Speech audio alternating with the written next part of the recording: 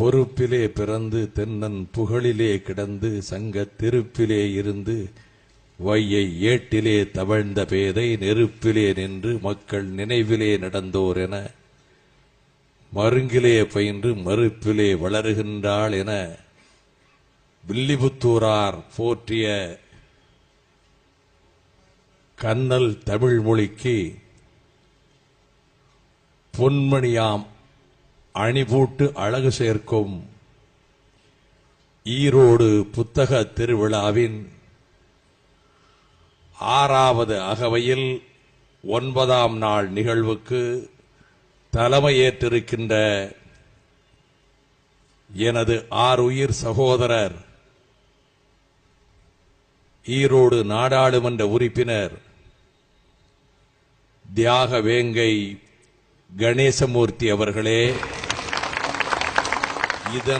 இதனால் இவன் முடிக்கும் என்றாய்ந்து அதனை அவன்கண் விடல் என்ற வள்ளுவ பெருந்தகையின் குறட்பாவை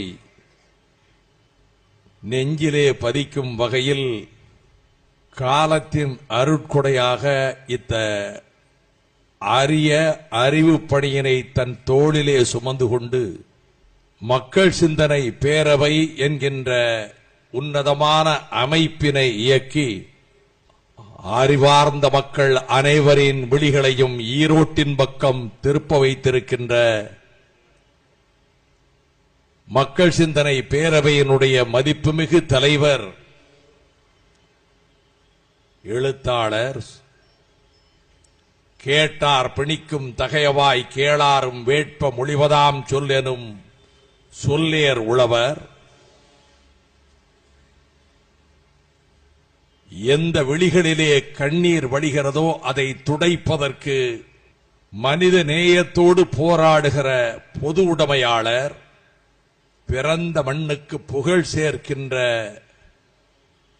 தகைசால் வித்தகர் என்ற அனைத்து பெருமைகளுக்கும் உரியவரான, அடியேனுக்கு இந்த அரிய வாய்ப்பை தந்தவரான அன்பு சகோதரர் மக்கள் சிந்தனை பேரவையினுடைய தலைவர் ஸ்டாலின் குணசேகரன் அவர்களே, அறிவு தேடலோடு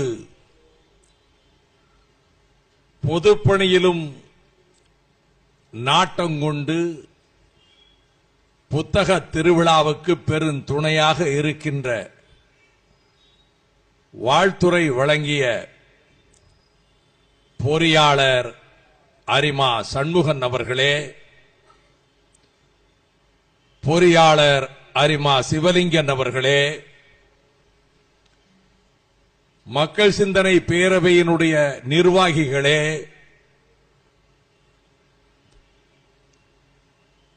இந்த பரந்த மைதானத்தில் வெள்ளமென திரண்டிருக்கின்ற தமிழ் பெருமக்களே, ஆன் ரவீந்தடங்கிய கொள்கை சான்றோர்களே, 168 அரங்கங்களில்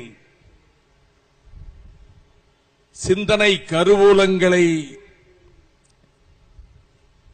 அமைத்திருக்கக்கூடிய பதிப்பாளர்களே, அந்த நூல்களை வழங்கியதோடு திருவிழாவுக்கும் வந்து செல்லுகின்ற மதிப்புமிகு எழுத்தாளர்களே, அன்புடைய தாய்மார்களே, மதிப்புமிகு பத்திரிகையாளர்களே, தொலைக்காட்சி ஊடகங்களின் பிரதிநிதிகளே,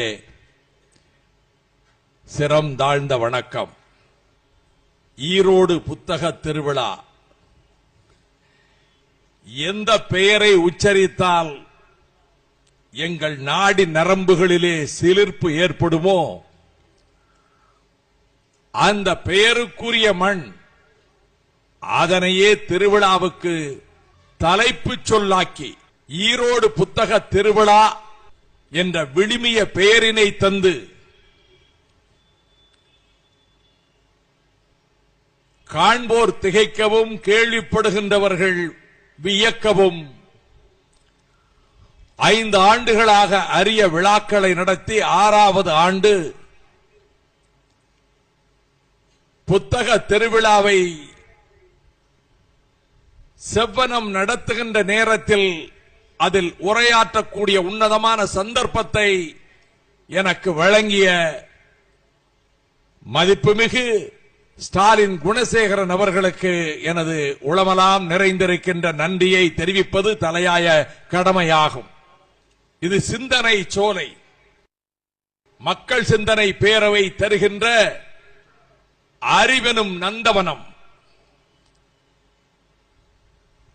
இந்த பூந்தோட்டத்திலே பூக்கின்ற மலர்கள் வாடாதவை, வாடாது நறுமணம் வீசுகின்ற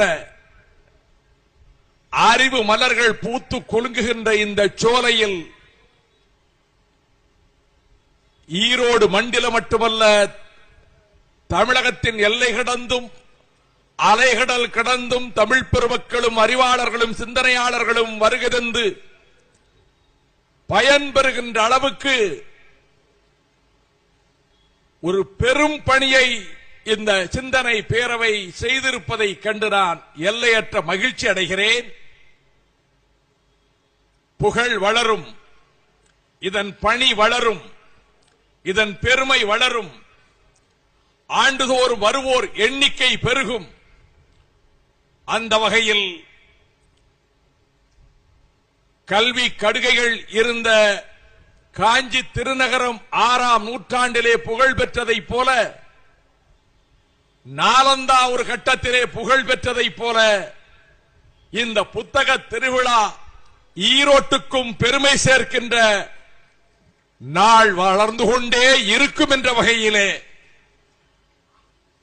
மீண்டும் ஒருமுறை அதில் உரையாற்றக்கூடிய சந்தர்ப்பத்திற்கு நன்றி தெரிவிக்கின்றேன். எழுத்து எனும் கருவறை தலைப்பினை அறிவித்தேன். மகிழ்ச்சி அடைந்தார் ஸ்டாலின் குணசேகரன். மனித உயிர்கள் அது பிறப்பெடுக்கின்ற வேளையில் அதை பாதுகாக்கின்ற கர்ப்ப கிரகம் தாயின் கர்ப்ப கிரகம் கருவறை. அந்த கருவறையிலே இருந்து வருகின்ற உயிர்கள் உடலால் நிலைத்திருப்பதில்லை, நித்தியமில்லை. ஆனால் அந்த உயிர்கள், அந்த மனிதர்கள் காலத்தை வென்று வாழுகின்றவர்களாக செயலால், தியாகத்தால், ஆற்றிய பணியால், எல்லாவற்றுக்கும் மேலாக அவர்களிலே பலர் வழங்கிய படைப்புகளால் காலத்தை வென்று வாழ்கிறார்கள். கருவறையிலே இருந்து கல்லறைக்கு வருகிறார்களே தவிர புகழுக்கு கல்லறை இல்லை, படைப்புக்கு கல்லறை இல்லை. இது எழுத்து எனும் கருவறை. அந்த கருவறையிலே கிடைத்த படைப்புகளை போற்றுவதற்காகவே புத்தக விழா நடைபெறுகிறது. கருவறை என்கின்ற போது பக்தர்கள் தேடி சென்று வழிபடும் கர்ப்ப கிரகங்கள் உண்டு, ஒவ்வொரு சமயத்திலும் உண்டு. கோடிக்கணக்கானவர்களை காந்தவன ஈர்த்து வருகின்ற கருவறைகள், கவலை போக்குகின்ற கருவறைகள். அதுபோல இந்த எழுத்து எனும் கருவறையும் இந்த கர்ப்ப கிரகமும் மனித மனங்களை ஈர்த்து வருகின்றன. எழுத்து எப்படி உதயமாயிற்று? மனிதன் தொடக்க காலத்தில் அவன் தாடை எலும்பு மிக குறுகியதாக இருந்ததனால் அவனால் ஒலி எழுப்ப இயலவில்லை. சைகைகள் காட்டினான் தேவையின் நிமித்தம், ஆபத்துக்களை தடுக்கும் நோக்கத்தில். அதன் பிறகு இரவு வேளைகளில், இருள் சூழ்ந்த நேரங்களில் அவன் தன்னை போன்று இன்னொரு சக மனுஷனிடம் அந்த சைகையை காட்ட இயலவில்லை. உந்திக் கமலத்திலே இருந்து அவன் ஓங்கிய குரலை எழுப்ப முயன்றான். சப்தம் எழுந்தது. அந்த சப்தம் ஒலியாயிற்று. அந்த ஒலியே எண்ணங்களை வெளிப்படுத்துவதற்கான கருவியாயிற்று. இப்படித்தான் எழுத்து மூலம் பெற்றது. விவிலியத்தில் யோவானுடைய சுவிசேஷத்தில் தொடங்குகின்ற வேளையிலேயே ஆதியிலே வார்த்தை இருந்தது. அந்த வார்த்தை தேவனிடத்திலே இருந்தது. அதுவே தேவனாய் இருந்தது என்று இந்த எழுத்து உருவாக்குகின்ற சொல்லை குறிப்பிட்டு அதுவே தேவன் என்று சுவிசேஷம் குறிப்பிடுகிறது. ஸல்லல்லாஹு அலைஹி வஸல்லம் அண்ணலார் அவர்கள் போர்க்களங்களிலே சிந்தப்படுகின்ற ரத்தத்தை விட அறிஞனின் மை புனிதமானது என்று குறிப்பிட்டார். தேவார மூவரில் ஒருவரான திருஞான சம்பந்தர் ஆனத்தின் முன் எழுத்தாகி நின்றாய், அவன் வழிபடுகின்ற இறைவனை அவன் நெஞ்ச கோவிலிலே போற்றுகின்ற அவன் போற்றும் படைத்தவனை நீ எழுத்து ஆகி நின்றாய். இறைவனை எழுத்தின் வடிவத்திலே கண்டார்கள். இந்த எழுத்துக்கள் எப்படி வடிவம் பெற்றன? ஓவிய வடிவம் பெற்றன. அடையாளங்களின் மூலமாக எண்ணங்களை பதிப்பிப்பதற்கு எழுத்து பயன்பட்டது. அது அடையாள எழுத்து எனப்பட்டது. ஆக புறநானூற்று புலவன் இலங்கை வேந்தன் சீதையை கவர்ந்து கொண்டு செல்லும் போது சீதை தன் அணிகளை அடையாளங்களாக ஆங்காங்கு போட்டுக்கொண்டே சென்றாள். அது அடையாள மொழியாயிற்று. இது புறநானூற்றிலே புலவன் தெரிவிக்கக்கூடிய செய்தி. அது அடையாள எழுத்தாயிற்று. இன்னொரு உதாரணம் நெடுநல் வாடையில் தலையாலங்கானத்து செருவென்ற நெடுஞ்செழிய பாண்டிய மன்னன், அவன் பட்டத்து அரசி பாண்டிமாதேவி, அவள் சோழர் குடியிலே தோன்றியவள். தாய் வீட்டிலே இருந்து புகுந்த வீட்டுக்கு அனுப்பும் போது இது தலைமுறை தலைமுறையாக இருக்கின்ற வழக்கம்.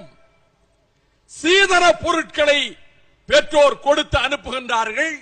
தாய் கொடுத்து அனுப்புகிறாள், மகளுக்கு கொடுத்து அனுப்புகிறாள். இன்றளவும் அந்த வழக்கம் தொடர்ந்து வருகிறது. அப்படி அனுப்பும் பொருள்களில் ஒன்று கட்டில். காரணத்தோடு தான் அனுப்புகிறார்கள். பேர குழந்தைகளை கொஞ்சி மகிழ தொட்டில் வேண்டுமானால் கட்டிலை அனுப்பி வைக்க வேண்டும் என்று பெற்றதாய் கட்டிலை அனுப்பி வைக்கிறாள். பாண்டிமாதேவியின் கட்டிலை பற்றி நெடுநல் வாடையிலே புலவன் குறிப்பிடுகிறான். இந்த கட்டிலே ஒரு அடையாளம் இருக்கின்றது.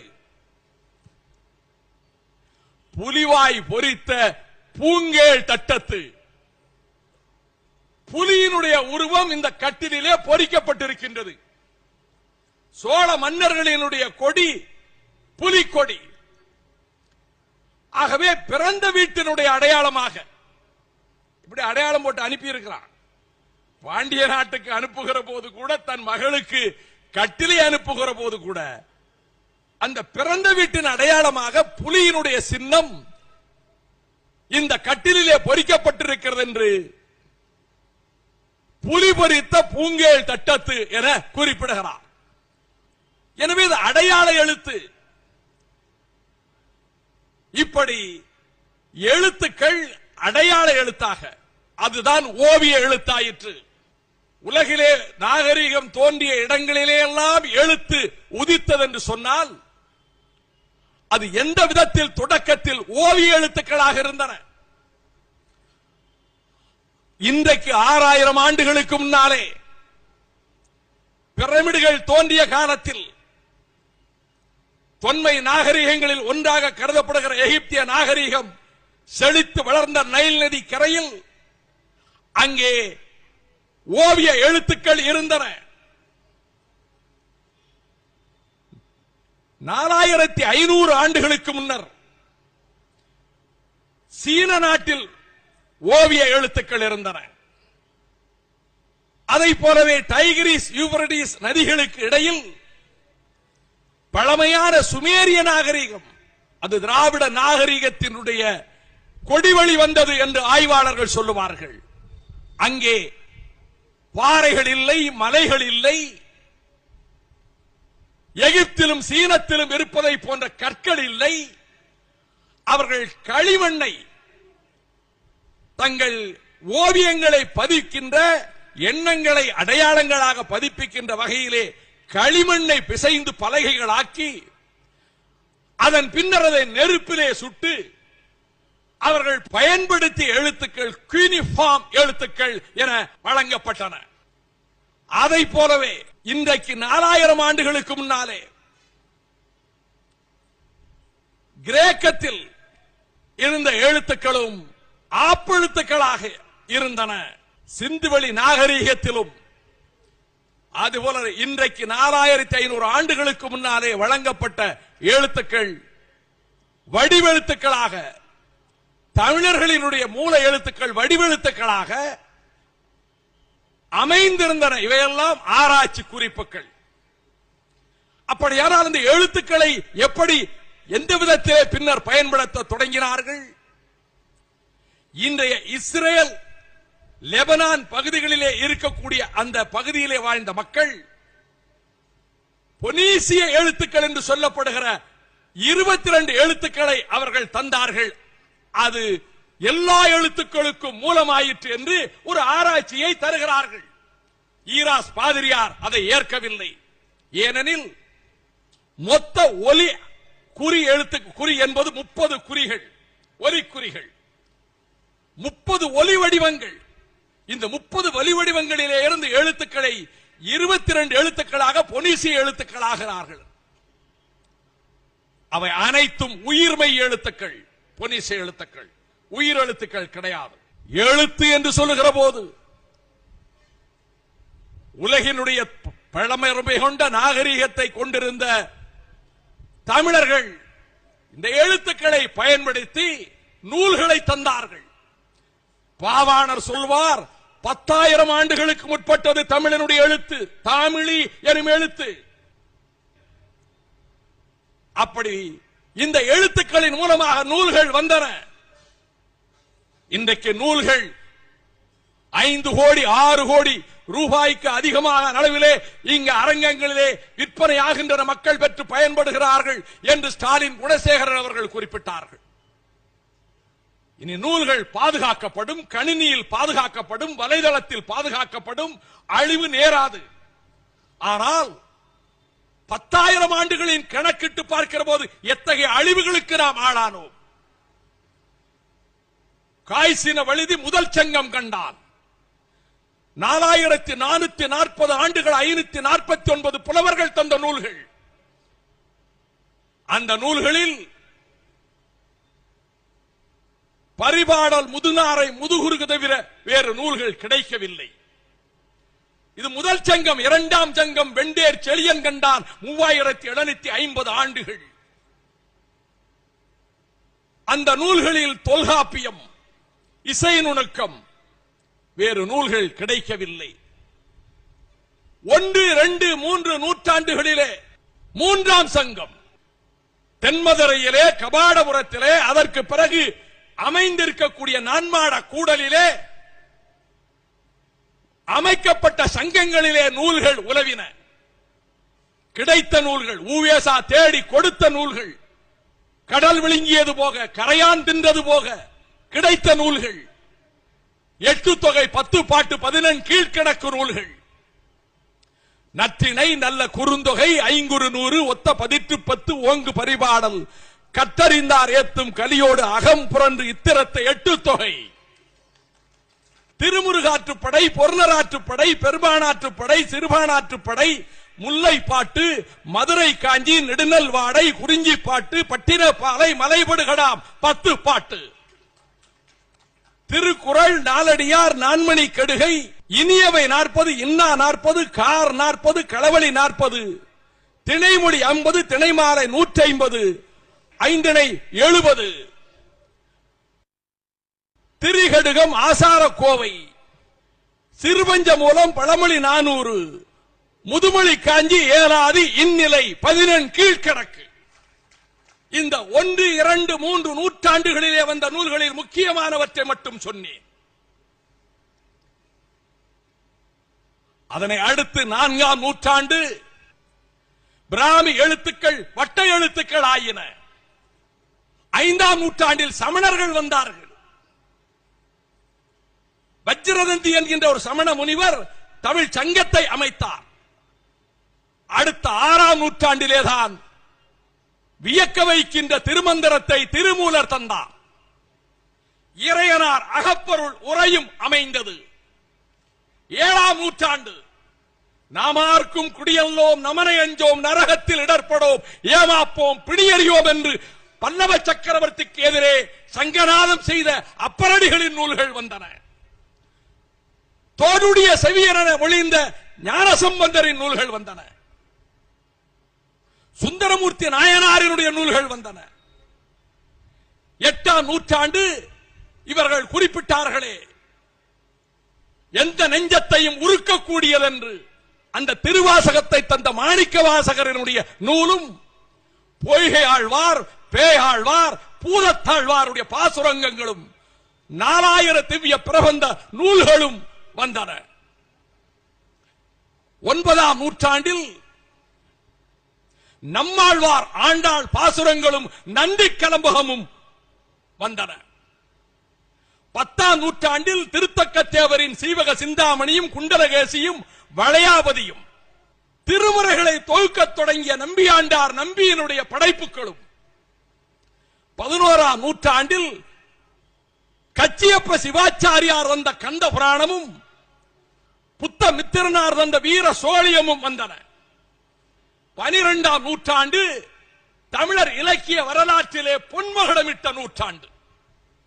உலகலாம் எனும் பாடலை தொடங்கிய கம்பனின் காவியம், உலகம் யாவையும் தாமளமாக்கலும் என்ற திருத்தொண்டர் புராணத்தை தந்த சேக்கிழாரின் நூல்கள், மூவர் உலா தந்த ஒட்டக்கூத்தரனுடைய படைப்புகள், வெண்பாவுக்கு இவனே வேந்தன் என்று சொல்லப்பட்ட புகழேந்தியினுடைய நளவெண்பா. இதனை அடுத்த 13ஆம் நூற்றாண்டிலே பரிமேலழகர் உரை தருகிறார், சேனாவரையர் உரை தருகிறார், அடியார்க்கு நல்லார் உரை தருகிறார்.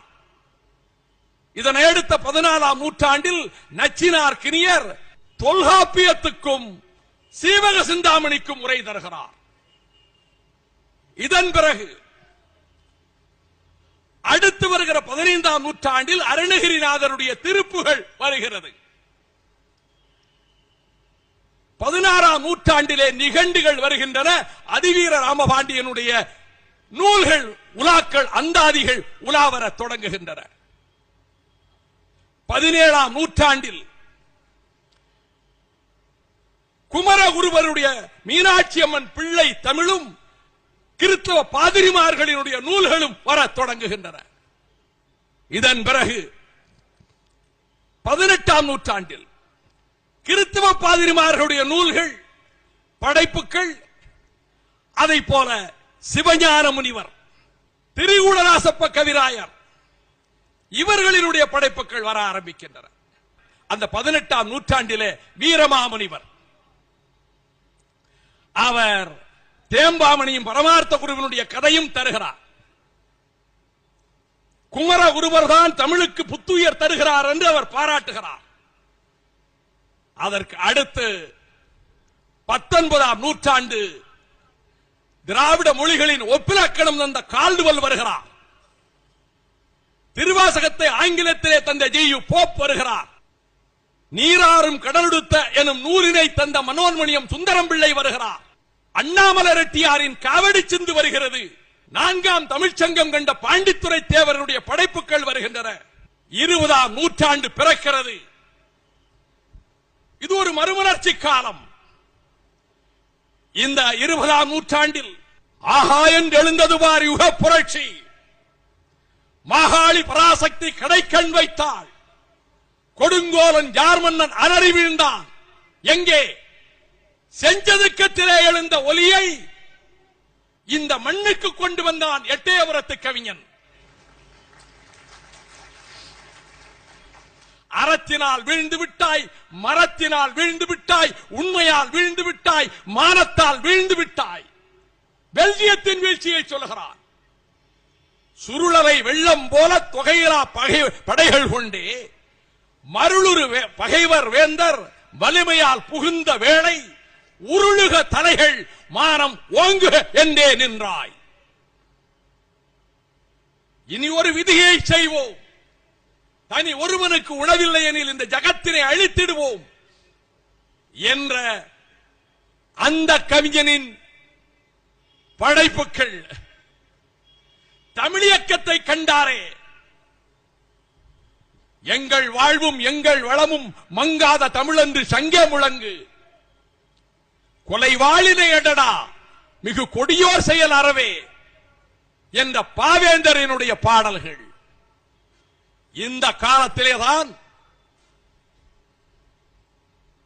இந்த மண்ணிலே சாக்ரட்டிஸ் சாதிக்காததை, இங்கர்சால் சாதிக்காததை, பிராட்லா சாதிக்காததை அகிலத்திலே சாதித்து காட்டிய எங்கள் வெண்டாடி வேந்தன் பெரியார்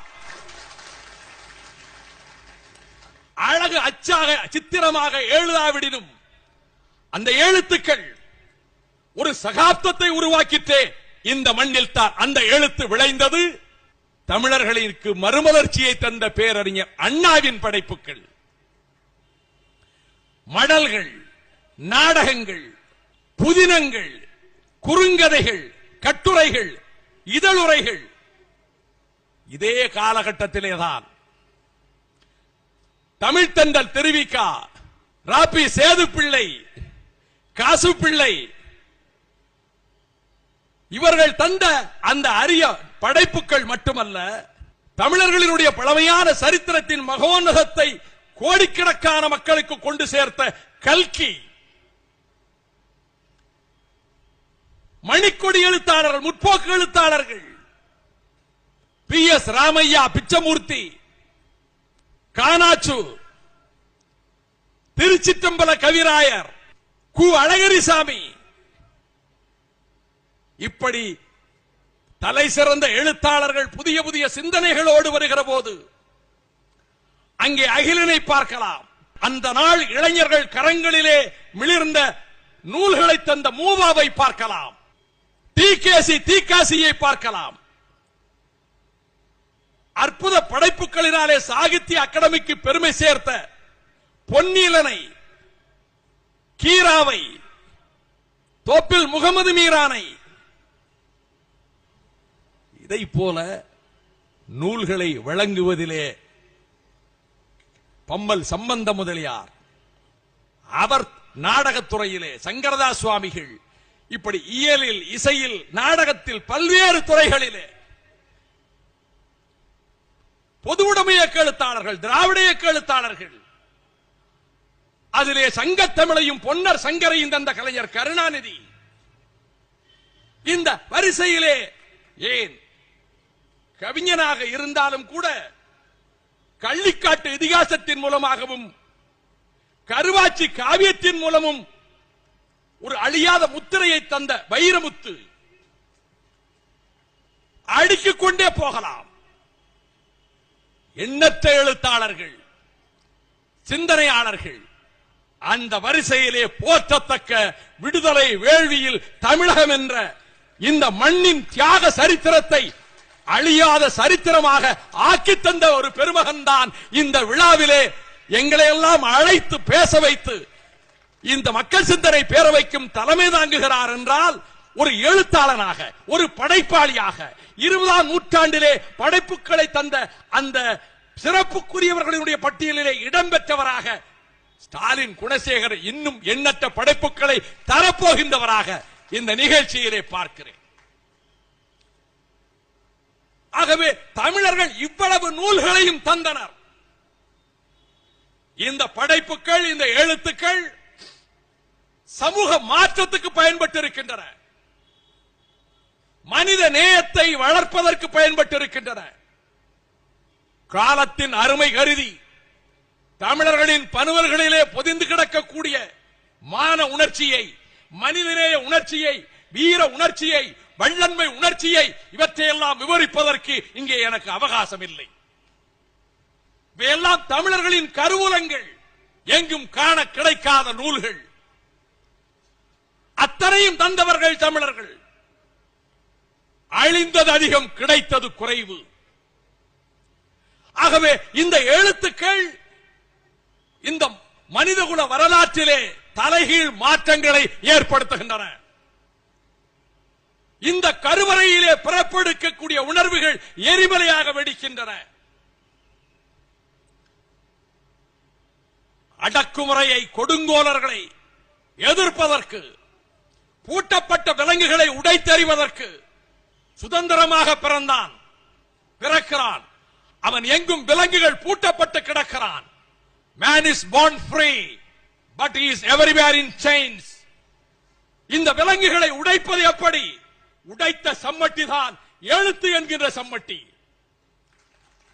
அந்த கருவறையிலே இருந்து உருவாக்கப்பட்ட வார்ப்பிக்கப்பட்ட ஆயுதங்கள் சர்வாதிகாரிகளினுடைய கோட்டை கொத்தளங்களை தகர்த்து தரைமட்டமாக்கி இருக்கின்றன.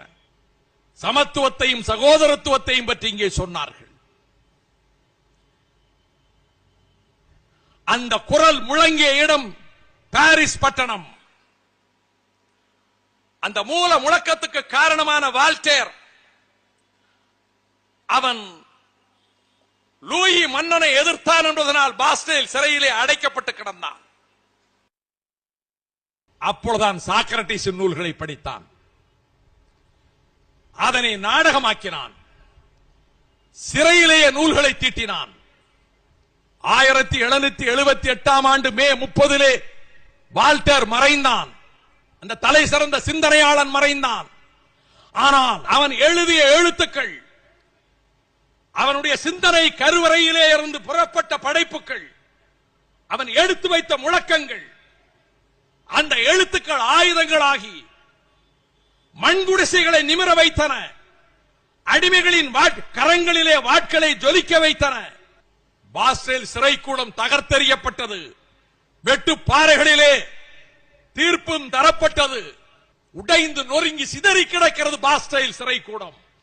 ஜூலை 14, 11 வருடம் கழித்து எந்த கருவறையிலே இருந்து ஆயுதங்களை பேனா முறையிலே தந்தானோ அந்த எழுத்து எனும் கருவறை, அந்த வால்டேர் இறந்து 11 வருடங்கள் கழித்து எந்த பாஸ்டேல் ஜெயிலில் அவன் வைக்கப்பட்டிருந்தானோ அந்த ஜெயில் உடைந்து சிதிலமாகி, உடைந்து நொறுக்கப்பட்டு குப்பை மேடாக குவிக்கப்பட்டு கிடந்தது.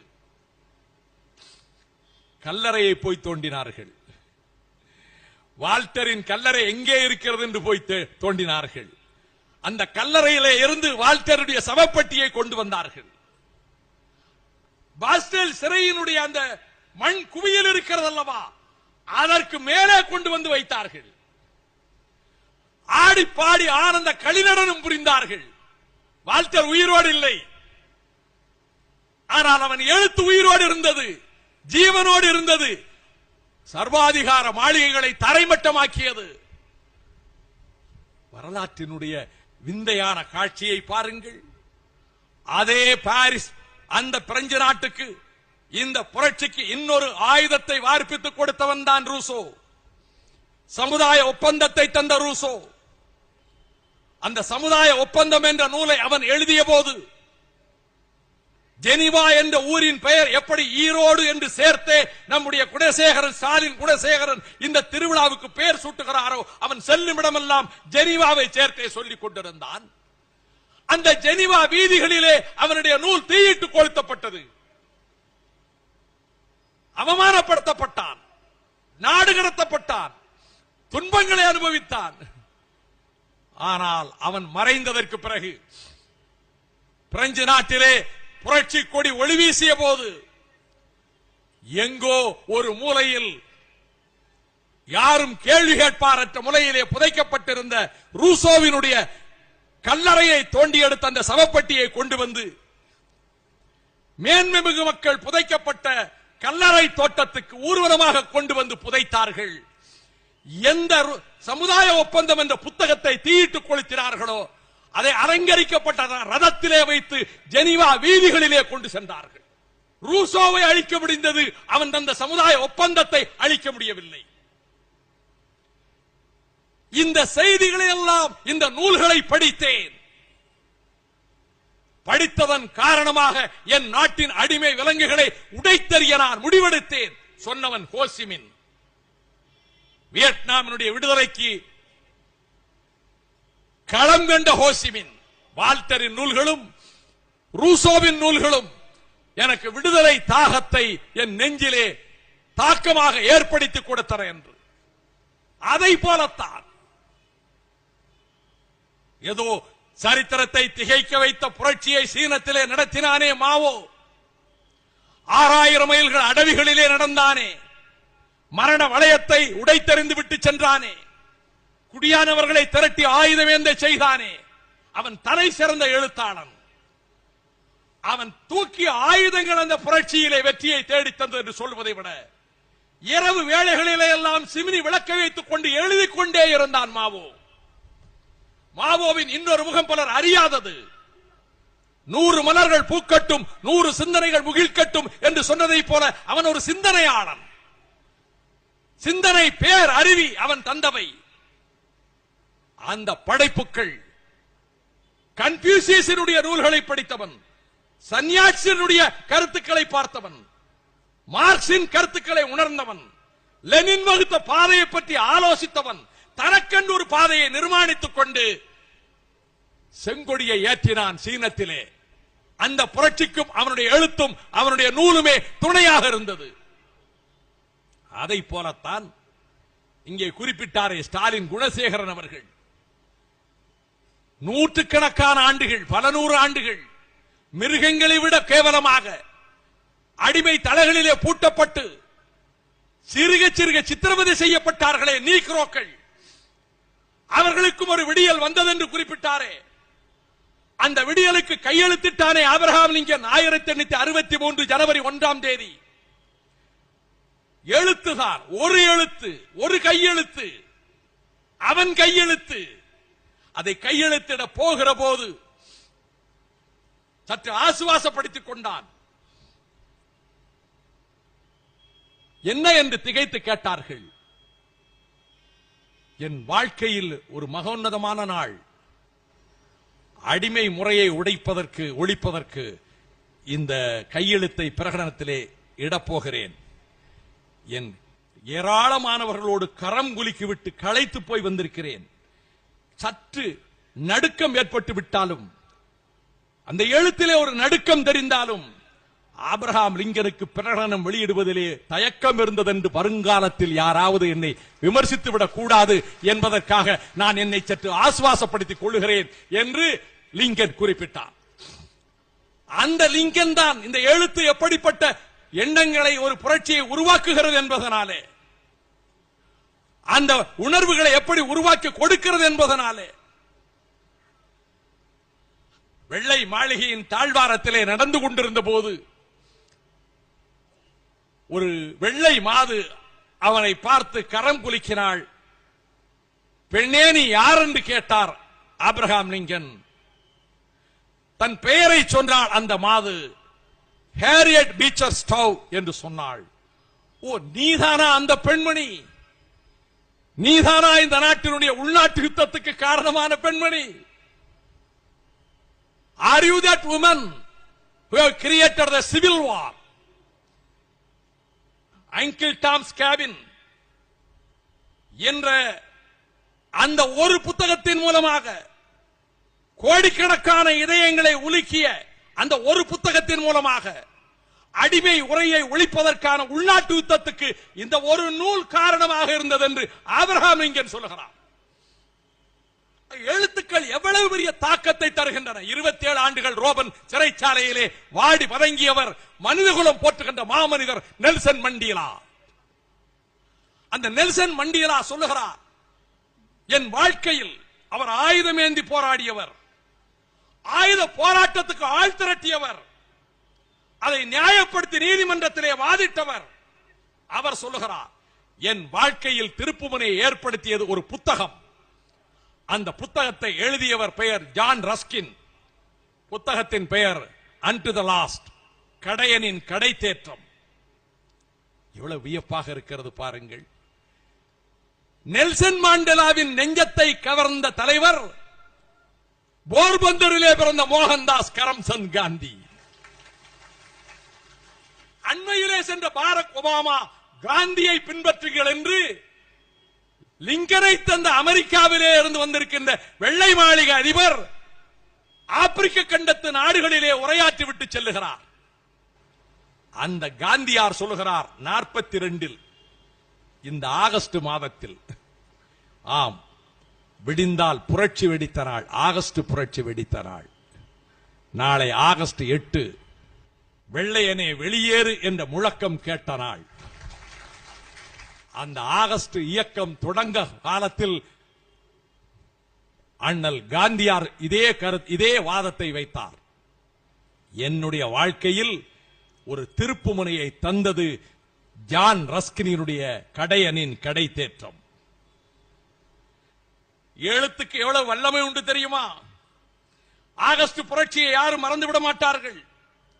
குமரன் பிறந்த பகுதி இங்குதானே, சின்னமலை உலவிய பகுதி இங்குதானே. அவன் அவனுடைய குதிரையினுடைய குளம்படி சத்தம் கேட்டதும் இந்த வட்டாரத்திலே தானே. வீர உணர்ச்சி பொங்கி எழுந்தது இந்த கொங்கு சீமையில் தானே. ஆகையினால் ஆகஸ்ட் புரட்சியை மறக்க முடியாதல்லவா? செய் அல்லது செத்து மடி, இந்த முழக்கம் மராட்டிய மண்டலத்திலே இருந்து அண்ணல் காந்தியார் எழுப்பினார். இதை சரித்திரத்திலே பாட புத்தகத்திலே பார்க்கிறோம், அரசியல் மேடைகளிலே கேட்கிறோம். ஆனால் இந்த எழுத்தை தந்தவன் ஒரு மகா கவிஞன் ராபர்ட் பேர்ன்ஸ். ஸ்காட்லாந்து நாட்டின் விடுதலைக்கு கவிதைகளை தந்தவன் ராபர்ட் பேர்ன்ஸ். வில்லியம் வாலஸின் வீர காவியம் தீட்டியவன் ராபர்ட் பேர்ன்ஸ். அந்த ராபர்ட் பேர்ன்ஸினுடைய கவிதைகளை பண்டித நேரு விரும்பி படித்தார், ஆபிரகாம் லிங்கன் விரும்பி படித்தான், பிடல் காஸ்ட்ரோ விரும்பி படித்தார். அப்படிப்பட்ட அந்த ராபர்ட் பேர்ன்ஸினுடைய கவிதையினுடைய கடைசி வாக்கியம்தான். அந்த கவிதையை படிக்கிற போதே நாடி நரம்புகளிலே மின்சாரம் பாயும். அடிமை விலங்கை உடைப்போம், கொடுங்கோலர்களை சாய்ப்போம், நம் நரம்புகளிலே ஓடுகிற ரத்தத்தை சிந்துவோம். we will drain our veins. இந்த நரம்புகளிலே ஓடுகிற ரத்தத்தை சிந்துவோம். let us do or die. இந்த வாசகம் ராபர்ட் பேர்ன்ஸ் தந்த வாசகம். இது பாரிஸ்டர் படித்த காந்தியாரினுடைய உள்ளத்தில் ஆழ பதிந்ததால் இந்த கவிதை வரிகள், இந்த எழுத்துக்கள், ஸ்காட்லாந்து நாட்டின் விடுதலைக்கு காவியம் தீட்டிய கவிஞனுடைய இந்த சொற்கள் மோகன்தாஸ் கரம்சந்த் காந்தியினுடைய நெஞ்சில் ஆழ பதிந்து கிடந்ததனாலே அதை வெள்ளையனே வெளியேறு இயக்கத்தின் போது அதே சொல்லையே முழக்கமாக வைத்தார். ராயல்டி கொடுத்து விட வேண்டும் அல்லவா? எழுதியவன் ராபர்ட் பேர்ன்ஸ். லே மிசரபிள்ஸ் என்கின்ற விக்டர் ஹியூகோ எழுதிய நூல் ஜெயிலில் தான் எழுதினான். அதுவே அவனது கருவறையாகிவிட்டது எழுத்துக்கு. விக்டர் ஹியூகோ 3ஆம் நெப்போலியனுடைய சர்வாதிகாரத்தை எதிர்த்ததனாலே சிறையில் அடைக்கப்பட்டு அவன் எழுதிய ஏழை படும்பாடு என்கின்ற அந்த நூல் லீ மிசரபிள்ஸ். பிடல் காஸ்ட்ரோவுக்கு உத்வேகம் அளித்த நூல் இந்த நூல்தான். எனக்கு இயேசுவின் மலை பிரசங்கமும் உத்வேகம் அளித்தது. யார் சொல்லுவது? உலகத்தின் தலை சிறந்த புரட்சியாளன் பிடல் காஸ்ட்ரோ. சேகுவேராவின் சகா பிடல் காஸ்ட்ரோ. அவன் சொல்லுகிறார், எனக்கு இந்த லே மிசரபிள்ஸ், ஏழை விடும்பாடு, என் நெஞ்சில் விடுதலை தாக்கத்தை தந்த நூல். ஹியூகோ உயிரோடு இல்லை, ஜான் ரஸ்கின் உயிரோடு இல்லை, வால்டர் உயிரோடு இல்லை, ரூசோ உயிரோடு இல்லை. ஆனால் அந்த கருவறையிலே பிறந்து வந்த அந்த படைப்புகள் உயிரோடு இருக்கின்றன. ஏன்? மனிதகுல வரலாற்றை திடுக்கிட செய்த சோவியத் புரட்சி. விளாடிவாஸ்டாக் வீதியிலே வெண்கல சிலை வடிவிலே நின்று கோடானு கோடி மக்கள் நெஞ்சிலே நிலைத்த இடம் பெற்ற மாமேதை லெனின் போற்றிய போல்ஸ்விக் புரட்சி. அதற்கு கருவாக அமைந்த எழுத்து எனும் கருவறை தாயின் கருவறை தான். அதுவும் தாய் என்ற நூலை தந்த மார்க்சிம் கார்கியினுடைய கருவறை தான். லெனின் சொல்லுகிறார், மார்க்சிம் கார்கியினுடைய ராஜாளி பறவை, புயல் ராஜாளி நூல், புயல் பறவைகள், ஒரு நங்கையும் 26 அடிமை மனிதர்களும், இந்த நூல்கள் ஏற்படுத்திய தாக்கம்தான் புரட்சி ஆயுதத்தை ஏந்துவதற்கு வலிய காரணமாயிற்று லெனின் சொல்லுகிறார். அந்த மண்ணிலே ஏன் நூல்கள் மனிதகுல வரலாற்றை போக்கை தீர்மானித்திருக்கின்றன. நூல்கள் சக்தி வாய்ந்தவை. எப்படி தீக்குச்சி குத்து விளக்கையும் ஏற்றலாம், வீட்டையும் கொளுத்தலாம் என்பதை போல எழுத்துக்கள் சில வேளைகளில் எதிர்மறையாகவும் பயன்பட்டிருக்கின்றன ஒரு குறுகிய காலம் வரையிலே. ஆம், கொடுங்கோலர்களின் தலையணை மந்திரமாக இருந்த இளவரசன் என்ற புத்தகம், த பிரின்ஸ், எழுதியவன் வெனிஸ் நகரத்து மாக்கியவல்லி 16ஆம் நூற்றாண்டின் தொடக்கத்திலே. அந்த நூல்தான் ஹிட்லருக்கும் முசோலினிக்கும் அவனுக்கு வேத புத்தகமாக அந்த சாத்தானின் புத்தகமாயிற்று. சலாசருக்கு துணை போயிற்று. அதிலே அவன் 3 கருத்துக்களை சொல்லுகிறான். ends justify the means. முடிவுகள் வழிகளை நியாயப்படுத்துகின்றன. நீ பஞ்சமா பாதகம் செய்யலாம், ஜெயித்தால் போதும், வெற்றி பெற்றால் போதும், குறிக்கோளை எட்டினால் போதும், எந்த கொடுமையும் நிகழ்த்தலாம். இதைத்தான் சாணக்கியன் வேறு வழியிலே சொன்னான். தமிழன் அதை ஏற்றுக்கொண்டவன் அல்ல. தமிழனின் சிந்தனை அப்படிப்பட்டதல்ல. ஈன்றாள் பசிகாண்பான் ஆயினும் செய்யற்க சான்றோர் பழிக்கும் வினை, தாயே பட்டினி கிடந்தாலும் தவறு செய்து அவள் பசியை போக்க முனையாதே சொன்னவன் தமிழன் உலகில் எவனும் இல்லை. ஆனால் மாக்கியவல்லி, நீ வெற்றி பெற்றால் போதும், எந்த கொடுமையை நீ செய்யலாம். ends justify the means. might is right. வல்லான் வகுத்ததே வாய்க்கால். வலிமை உள்ளவன் எதையும் செய்யலாம், அக்கிரமம் செய்யலாம், அநீதி செய்யலாம், அடக்கி ஒடுக்கலாம். necessity knows no laws. தேவைக்கு சட்டங்களே கிடையாது. இந்த 3 அவனது தாரக மந்திரங்கள். இதை சர்வாதிகாரிகள் பின்பற்றினார்கள், சபக்குழிக்கு போனார்கள். யாரெல்லாம் சர்வாதிகாரத்தை கையில் எடுக்கிறார்களோ, பாசிச சவுக்கை கையில் எடுக்கிறார்களோ, அவமான புதைகுழிக்குள்ளே அவர்கள் நிரந்தரமாக அடைக்கப்படுவதை வரலாற்றிலே யாரும் தடுத்து விட முடியாது. இவை நான் குறிப்பிடுவதற்கு காரணம், இந்த வரிசையில், நூல்களின் வரிசையில் இந்த பிரபஞ்சத்தின் தோற்றத்தை பற்றி பல நூல்கள் வந்திருக்கின்றன. அதுவரை இருந்த சிந்தனைகளை மாற்றி அமைத்த புதிய சிந்தனையாளர்கள் வந்தார்கள். இந்த எழுத்து எனும் கருவறை சிறை கூட இன்னொரு அறைக்கும் கொண்டு போய் சேர்க்கும். புருனோ அப்படித்தான் சொன்னான், எழுதினான். அவன் உயிரோடு கொளுத்தப்பட்டான். கலீலியோ அப்படித்தான் சொன்னான், சவுக்கால் அடிக்கப்பட்டான், சித்திரவதைக்குள்ளானான், மதப்பிரஷ்டம் செய்யப்பட்டான். கோப்பர்னிக்கஸ் அப்படித்தான் சொன்னான், இந்த பிரபஞ்ச அமைப்பை பற்றி அவனும் துன்புறுத்தப்பட்டான். அதை போல கருத்துக்களை சொல்லுகிற போது the origin of species, உயிர்களின் தோற்றமும் வளர்ச்சியும், டார்வின் ஒரு புதிய சிந்தனையை தருகிறான், எழுத்தின் மூலமாக தருகிறான். மனிதகுல வரலாற்றின் போக்கை மாற்றி அமைத்த நூல்களின் வரிசையிலே ஒரு காலகட்டம் வரையிலே மாக்கியவல்லியினுடைய இளவரசனுடைய நூல் அநீதிக்கு துணையாக இருந்தது. அது அகன்றது, புதிய சிந்தனையை தந்தது. இது சிந்தனை பேரவை அல்லவா? அது டார்வினுடைய நூல் புதிய சிந்தனையை தந்தது.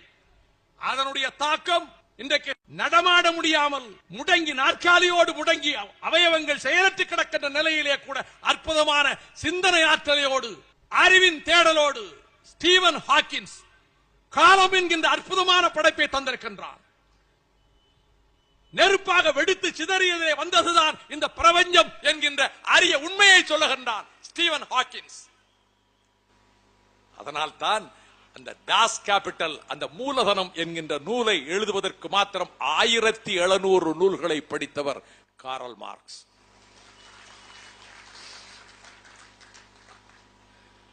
வறுமை வாட்டியது. செல்வ குடும்பத்திலே பிறந்த சீமாட்டி காதல் மனைவி ஜென்னி. கணவனும் மனைவியும் எப்படி வாழ வேண்டும் என்று இந்த அகிலத்தின் எந்த மூலைக்கு சென்றும் உதாரணம் காட்டுகின்ற தம்பதிகளிலே ஜென்னியும் மார்க்சும் போல வாழுங்கள் என்று சொல்லக்கூடிய தகுதி பெற்ற அந்த குடும்பம். அவர் 1867 ஆகஸ்ட் 16 தன் உயிர் நண்பன் ஃபிரெடரிக் எங்கெல்ஸுக்கு கடிதம் எழுதுகிறார். முதல் பாகம் வெளியாகிறது, தாஸ் கேபிட்டலின் முதல் பாகம். உன் உதவி இல்லையேல் இந்த நூல் வெளிவரப் போவதில்லை. என் நண்பனே, உன் கைமாறு இல்லையேல் இந்த நூல் எவர் பார்வைக்கும் படப்போவதில்லை. நூல் வெளியாயிற்று. மனிதகுலத்தின் வரலாற்றின் போக்கையே மாற்றியமைத்த மாமேதையினுடைய நூல். அவர் சொல்லுகிறார், இந்த புத்தகத்தை பதிப்பித்து வெளியிட்ட பிறகு கிடைத்த பணம் நான் இந்த புத்தகத்தை எழுதுகிற போது நான் பயன்படுத்திய புகையிலையின் செலவுக்கு கூட வரவில்லை. அவர் மறைந்து 10 ஆண்டுகளுக்கு பிறகுதான் 2-3 பாகங்களை எங்கெல்ஸ் வெளியிட்டார். வறுமை படைப்பாளிகளை வாட்டுகிறது. எழுத்தாளன் வறுமையிலே வாடுகிறான். அது இன்று நேற்றல்ல, பல ஆண்டு காலமாக இருந்திருக்கிறது. அவர்கள் தங்களுக்காக வாழவில்லை, தங்கள் குடும்பத்துக்காக வாழவில்லை, வருங்கால சந்ததிகளுக்காக வாழ்கிறார்கள், சிந்திக்கிறார்கள். அந்த வறுமையினுடைய நிலைமையை சாமிநாத சர்மா வர்ணிக்கிற போது படிக்கின்ற போதே கண்ணீர் வந்துவிடும். நிறைய எழுதியிருக்கிறார் சாமிநாத சர்மா. மார்க்சினுடைய மனைவி ஜென்னி சொல்லுகிறாள், உலகத்தில் எந்த புத்தகமும் இவ்வளவு துன்பத்துக்கு மத்தியிலே எழுதப்பட்டிருக்காது, துயரத்துக்கு மத்தியிலே எழுதப்பட்டிருக்காது. பிறந்த குழந்தைகளிலே 3 குழந்தைகள் ஏற்கனவே செத்து போய்விட்டன. வீட்டில் உணவில்லை, ரொட்டி இல்லை, ரொட்டி வாங்க பணம் இல்லை, பிள்ளைகள் பசியால் துடிக்கிறார்கள். என் மகன் பிரசிஸ்கா ஒரு வயது பிள்ளை, என் உடலில் வலி இல்லை, நான் சாப்பிட்டு பல நாள் ஆயிற்று. அந்த குழந்தை பாலுக்கு அழுகிறான். பாலுக்கு அழுகிற காரணத்தினாலே அவன் என் மார்பிலே பல்லை வைத்து அந்த பால் கிடைப்பதற்காக உறிஞ்சுகிற போது அந்த பற்கள் பட்ட இடத்திலே தோல் வெடித்து ரத்தம் கொட்டுகிறது. அந்த பிஞ்சு குழந்தையின் நடுங்கிய உதடுகளிலே ரத்த துளிகள் விழுகின்றன. கொடுத்த கடனுக்கு வீட்டுப் பொருள்களை ஜப்தி செய்ய வந்து விட்டார்கள்.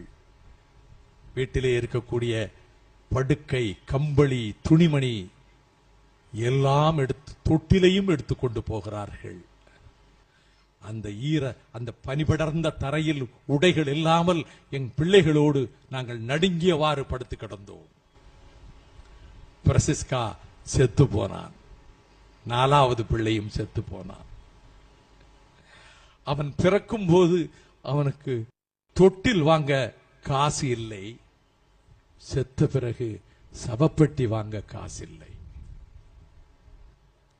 அவன் பிறந்த போது தொட்டில் வாங்க காசில்லை, செத்த பிறகு சவப்பெட்டி வாங்க காசில்லை.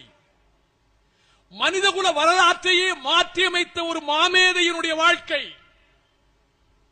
ஆகவே சகோதரர்களே, சகோதரிகளே, வறுமையும் இல்லாமையும் பசியும் வாட்டக்கூடும் நம்மை. பொருளாதார துயரங்கள் நம்மை அழுத்தக்கூடும். ஆயினும் அந்த வறுமையிலும் கூட மனித குலத்துக்காகவே வாழ்ந்த அந்த மா மனிதர்களை பற்றி நினைக்கிற போது நம்பிக்கை தளராமல், கவலைகள் காட்பட்டு விடாமல் தொடர்ந்து நம் பயணத்தை நடத்துவோம் என்ற நம்பிக்கை ஒரு பக்கம். இப்படி பசித்த வயிறுகளுக்கு பசியை போக்க வேண்டும், பிறர் கண்ணீரை துடைக்க வேண்டும் என்கின்ற மனிதநேய உணர்வை நாம் பெற்றுக்கொள்ள வேண்டும் என்பதனால் தான் இந்த சோக சரித்திரத்தை உங்கள் முன்னாலே வைத்தேன். ஆண்டவன் எங்கே இருக்கிறான்? நீ உருட்டுகின்ற ஜபமாலையிலே இல்லை. எங்கே இருக்கிறான் உன் இறைவன்? அதோ கொளுத்துகிற வெயிலில், வாட்டுகின்ற நெருப்பு வெயிலில், கையிலே சம்மட்டி எடுத்துக்கொண்டு பாறாங்கல்லை உடைக்கிறானே அந்த ஏழை பாட்டாளி, அவன் மேனியிலிருந்து சொட்டுகின்றதே வியர்வை துளிகள், ரத்த துளிகள் வியர்வை துளிகளாக வடிவெடுத்து கொட்டுகின்றனவே, அந்த வியர்வை துளிகளிலே உன் இறைவன் இருக்கிறான். இதை சொன்னவர் கவியரசர் ரவீந்திரநாத் தாகூர். அவரது நினைவு நாள் இந்த நாள். 1941 வருடம் ஆகஸ்ட் 7ஆம் தேதி கவியரசர் தாகூர் மறைந்தார். அந்த நாளில் தான் நான் பேசுகிறேன். Where the mind is free from fear, where the head is held high, in that heaven of freedom let my country awake. எங்கே அச்சம் என்பதில்லையோ, எங்கே அறிவு தலை நிமிர்ந்திருக்கிறதோ, அந்த சுதந்திரத்தின் சொர்க்கத்தில் என் தாயகம் விழித்து எழட்டும் என்று சொன்ன கவியரசர் தாகூரருடைய நினைவு நாள். இந்த மண்ணுக்கென்றே சிறப்புகள் உண்டு தோழர்களே. சிறை கொட்டடியிலே பூட்டப்பட்டாலும் அதை கருவறையாக ஆக்கிக் கொண்டு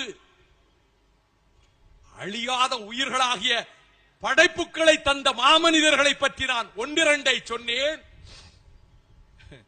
எந்த பெயரை உச்சரித்தால் வாலிபர்கள் உள்ளத்திலே வீரம் பிறக்குமோ, எந்த பெயரை உச்சரித்தால் நாடி நரம்புகளிலே மின்சாரம் ஓடுமோ, அந்த பெயருக்குரியவனாகிய பகத்சிங் அவன் சிறை கொட்டடியில், மரண கொட்டடியில் பூட்டப்பட்டு கிடந்த போது அவன் எழுதிய நூல்களில் 4 நூல்கள் கிடைக்கவே இல்லை. மொத்தம் 6 புத்தகங்கள் எழுதினான், 4 புத்தகங்கள் கிடைக்கவில்லை. 24ஆம் தேதி தான் தூக்கிலிடப்பட வேண்டும் பகத்சிங் சுகதேவ் ராஜகுரு. ஒரு நாள் முன்னதாகவே, அதற்கு முன்னதாகவே வந்து அவன் பூட்டப்பட்டிருக்கக்கூடிய கொட்டடி, அப்பொழுது கம்பிகள் கிடையாது, தகரம் வைத்து அடைக்கப்பட்டிருக்கிறது. அந்த சின்ன கொட்டடியிலே பூட் சத்தம் கேட்கிறது, காலடி ஓசை கேட்கிறது, கதவை தட்டுகிறார்கள். பகத்சிங், தொந்தரவு செய்யாதீர்கள் என்கிறான் பகத்சிங். இல்லை, உடனடியாக உன்னை நாங்கள் பார்க்க வேண்டும், சிறை அதிகாரி உத்தரவு. இப்பொழுது பார்க்க முடியாது, நான் ஒரு புரட்சிக்காரனை சந்தித்துக் கொண்டிருக்கிறேன் என்கிறார்.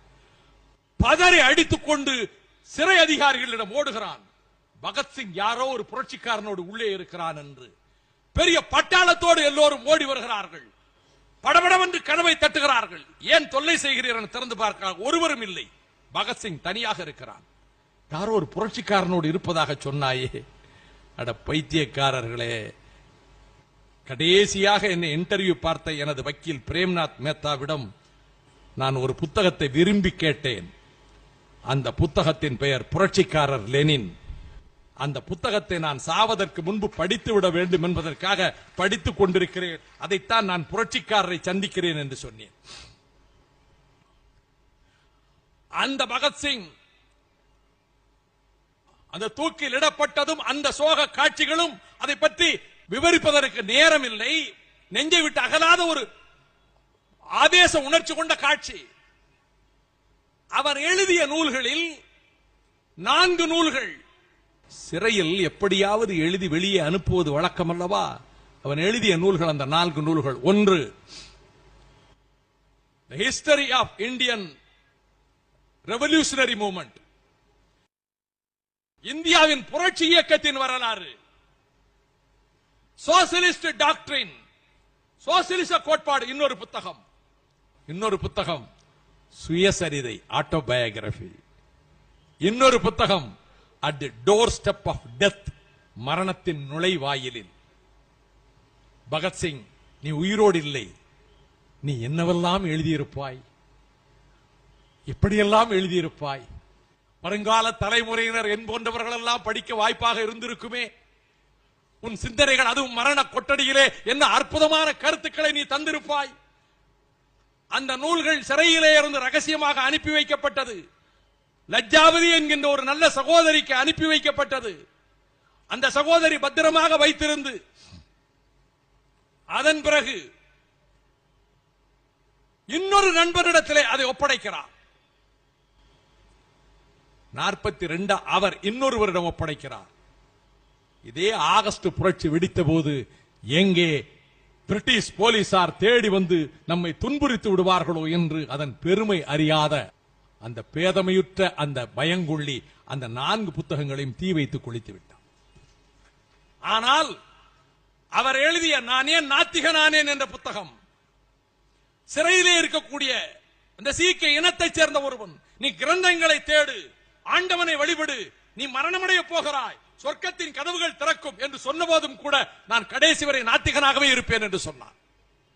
அதை சொல்லுகிற இடம் எங்கள் ஈரோடு அல்லவா? அவர் எழுதிய அந்த புத்தகத்தை அங்கே ஜலந்தரிலே அமிர்தசரஸ் இருக்கக்கூடிய அந்த பகுதியிலே முதல் முறையாக ஆங்கிலத்திலே வெளியிட்டார்கள். ஆனால் அதை இந்தியாவில் வேறொரு மொழியில் தென்னாட்டில் எங்கள் ஆசான் அறிவாசான் தந்தை பெரியார் அவர்கள்தான் பகுத்தறிவு நூல் பதிப்பு கழகத்தின் சார்பாக உண்மை விளக்கம் பதிப்பகத்தின் வாயிலாக 1934 வருடம் ஏப்ரல் 2ஆம் தேதி இந்த ஈரோட்டிலே நான் ஏன் நாத்திகனானேன் என்று பகத்சிங்கினுடைய அந்த இதை வெளியிட்டவர், மொழிபெயர்த்து தந்தவர் ஜீவா. வெளியீட்டாளர் ஈவே கிருஷ்ணசாமி, பெரியாரின் சகோதரர். இருவர் மீது வழக்கு போடப்பட்டது. நான் இதையெல்லாம் நினைவுக்கு கொண்டு வருவதற்கு காரணங்கள் உண்டு. அது கிடைக்கவில்லையே என்று நான் கவலைப்படுகிறேன். ஒரு எழுத்தாளன் தான் மடிந்ததற்கு பிறகும் கூட பல தலைமுறைகளுக்கு உணர்ச்சி ஊட்ட முடியும். அந்த எழுத்து அப்படிப்பட்ட உணர்ச்சியை தர முடியும். மனித உரிமைகளுக்கு போராடக்கூடிய ஸ்டாலின் குணசேகரன் அவர்களே, மனித உரிமைகளுக்கு ஏங்குகின்ற அன்பு தோழர்களே, இன்றைய மனித உரிமை பிரகடனம் ஐநா மன்றத்திலே இருக்கக்கூடிய மனித உரிமை ஆணையம் ஏற்றுக்கொண்டிருக்கக்கூடிய ஹியூமன் ரைட்ஸ் சார்ட்டர், அதிலே இருக்கக்கூடிய பிரிவுகள் மொத்தம் 30 பிரிவுகள், 30 articles. Declaration of human rights. அந்த 30 பிரிவுகளுக்கு மூலமாக எழுத்தை தந்தது ஒரு கருவறை தான். அது செல்லியின் கருவறை. மகாகவியன் செல்லி எழுதிய எழுத்துக்கள். அவன் அடக்குமுறை எதிர்த்தவன், சர்வாதிகாரத்தை எதிர்த்தவன், அராஜகத்தின் முகமூடி, தி மாஸ்க் ஆஃப் அனர்கி என்ன அற்புதமான படைப்பு. அவன் தானே சொன்னான், இது உழைக்கும் வர்க்கத்துக்கு உரிமை குரல் கொடுக்கின்ற ஸ்டாலின் குணசேகரன் அவர்களே, அந்த செல்லிதான் சொன்னான். மார்க்சின் என்ன உணர்வை சொன்னாரோ, எங்கல் சொன்னாரோ, லெனின் சொன்னாரோ, பாரதி சொன்னாரோ, செல்லி இங்கே சொல்லுகிறான். விதையுங்கள், கொடுங்கோலர்களை அறுக்க விடாதீர்கள். விதையுங்கள், கொடுங்கோலர்களை அறுக்க விடாதீர்கள். பணத்தை குவியுங்கள், செல்வத்தை தேடுங்கள், மோசடி பேர்வழிகளை பறிக்க விடாதீர்கள். ஆடைகளை நெய்யுங்கள், சோம்பேறிகளை தரிக்க விடாதீர்கள். ஆயுதங்களை வார்ப்பியுங்கள், மோல்டு தி ஆர்ம்ஸ், நீங்களே ஏந்துங்கள்.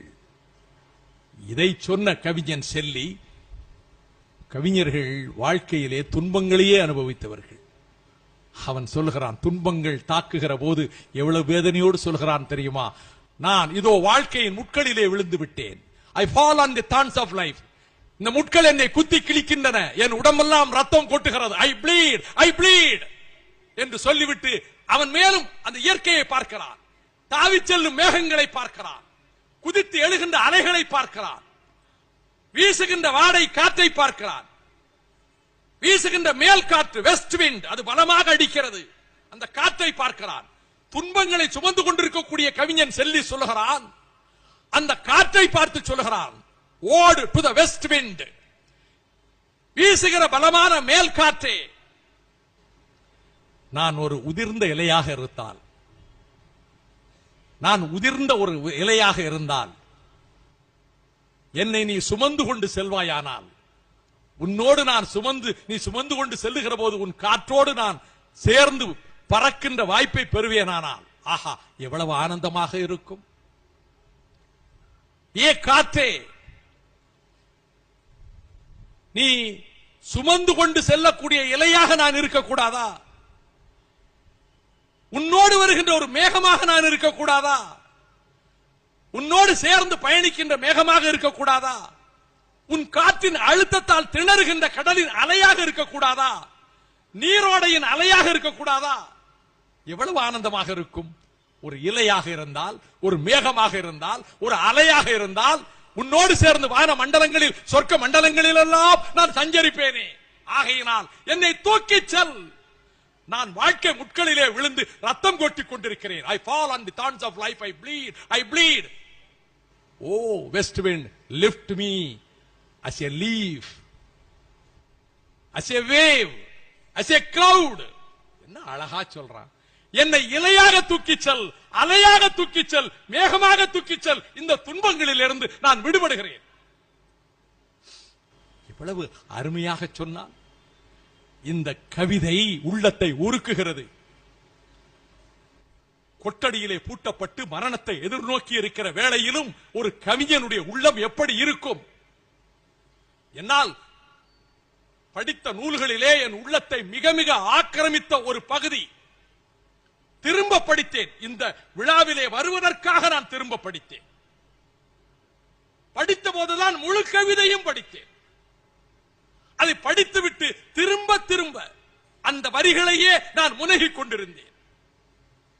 விடிந்தால் தூக்கு, உடிந்தால் மரண தண்டனை, பொழுது புலர்ந்தால் அவனுக்கு மரண தண்டனை, துப்பாக்கி குண்டுகள் உடலை கிழிக்கும், மார்பை பாயும், ரத்த வெள்ளத்திலே துடிதுடித்து சாக நேரிடும். சாக போகிறான் காலையிலே. அந்த இரவில் அந்த சின்ன கொட்டடிக்குள்ளே அவன் உடமையாக கொண்டு வந்த சிமினி விளக்கும் இருக்கிறது. அந்த சிறையிலே பிலிப்பைன்ஸ் நாட்டினுடைய சிறைச்சாலை. 34 வயது இளைஞன், அறிவாளன், எழுத்தாளன், மருத்துவன், மனிதநேய மிக்கவன், ஜோ ரசோல். ஆம், அந்த ஜோ ரசோல் காலையிலே அவனை பீரங்கி மேட்டிலே வைத்து சுட்டுக் கொள்ளப் போகிறார்கள். இரவிலே எழுதுகிறான்.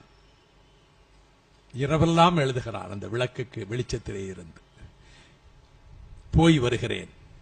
என் தாயே, தந்தையே, என் உடன் பிறந்த தங்கைகளே, என் உடன் பிறந்த அண்ணன்மாரே, பழகிய நண்பர்களே, புதிதாக பழகிய நண்பர்களே, நான் அறியாத அந்நியர்களே, உங்களையெல்லாம் விட்டு நான் பிரிந்து செல்கிறேன். ஃபேர்வெல், போய் வருகிறேன். இந்த கனத்த இரவு, இந்த அழுத்தமான இரவு இன்னும் சில மணி நேரத்திலே விடைபெற்று சென்றுவிடும்.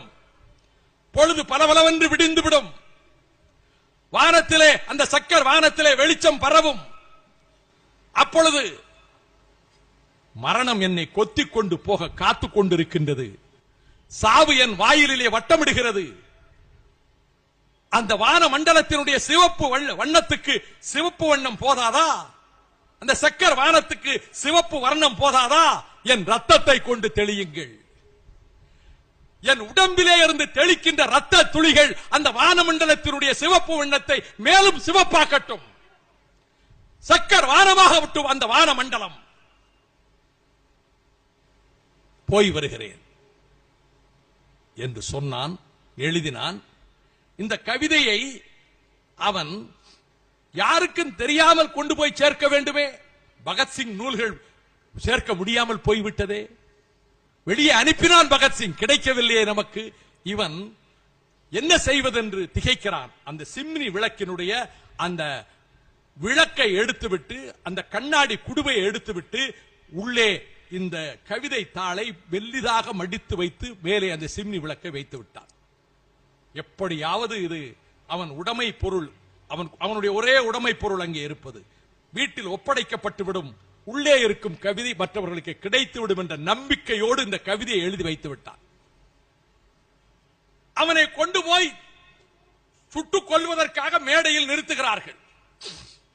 ஸ்பெயின் நாட்டினுடைய ஆதிக்கத்திலே பிலிப்பைன்ஸ் கிடக்கிறது. ஸ்பெயினுடைய காலனியாக பிலிப்பைன்ஸ். ஸ்பெயின் நாட்டு அதிகாரிகள், சிறை அதிகாரிகள் இருக்கிறார்கள், சிப்பாய்கள் இருக்கிறார்கள். கெக்கலி கொட்டி ஆரவாரம் செய்து கேலியும் கூத்தும் கிண்டலுமாக ஏளனம் செய்து கொண்டிருக்கிறார். ஒரே கூச்சல். அந்த ஜெயில் சர்ஜன், அந்த டாக்டர் வருகிறான். ஒரு அடுத்த 2 நிமிடத்திலே சுட்டுக் கொல்ல போகிறார்கள். அவனுடைய பல்ஸ பார்க்கிறான், அவனுடைய நாடி துடிப்பை பார்க்கிறான். ஒரு சின்ன துன்பமான செய்தி வந்துட்டாலே நமக்கு பல்ஸ் மேல போயிருது, கீழே போயிருதுங்கிறாங்க. ஒருவர் சொன்னார், நீங்க எலெக்ஷன்ல எங்களுக்கு சீட்டு கொடுக்கலன்னு என் பல்ஸ் கம்ப்ளீட்டா கீழே போயிருச்சுன்னா நம்ம கட்சியில இல்ல. எங்களுக்கு சீட் இல்லைன்னு பல்ஸ் ரொம்ப டவுன் ஆயிடுச்சுன்னா நான் பயந்துட்டேன். அதனாலேயே சீட்டு கொடுத்துடணும்னு நினைச்சேன். மனிதனுக்கு பாருங்க, ஒரு சின்ன ஏமாற்றத்தை தாங்கினா கூட நாடி படபடபடன்னு அடிக்குது. இங்கே இன்னும் ஒரு சில நிமிடம், 1-2 நிமிடங்களிலே குண்டுகள் மார்பிலே பாய போகின்றன. துடிதுடித்து சாக போகிறான். டாக்டர்ஸ் பார்க்கிறார் பல்ஸ. It is totally normal. Pulse நார்மலா இருக்கு, நார்மலா இருக்கு. அவன் மனச்சாட்சி உறுத்துகிறது.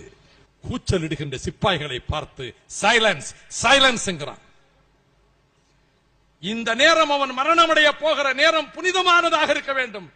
It should have the sanctity. ஆகவே சத்தத்தை நிறுத்துங்கள், நிசப்தம் நிசப்தம் என்கிறான். நிசப்தம் நிலவுகிறது. துப்பாக்கி ரவைகள் பாய்வதற்கு அந்த குதிரையிலே விரலை அழுத்த போகிற நேரம் அவன் பதிவு செய்கிறான். ஜோ ரசூல் சொல்கிறான், there is something in it. பலத்த சத்தம் போடுறான், there is something.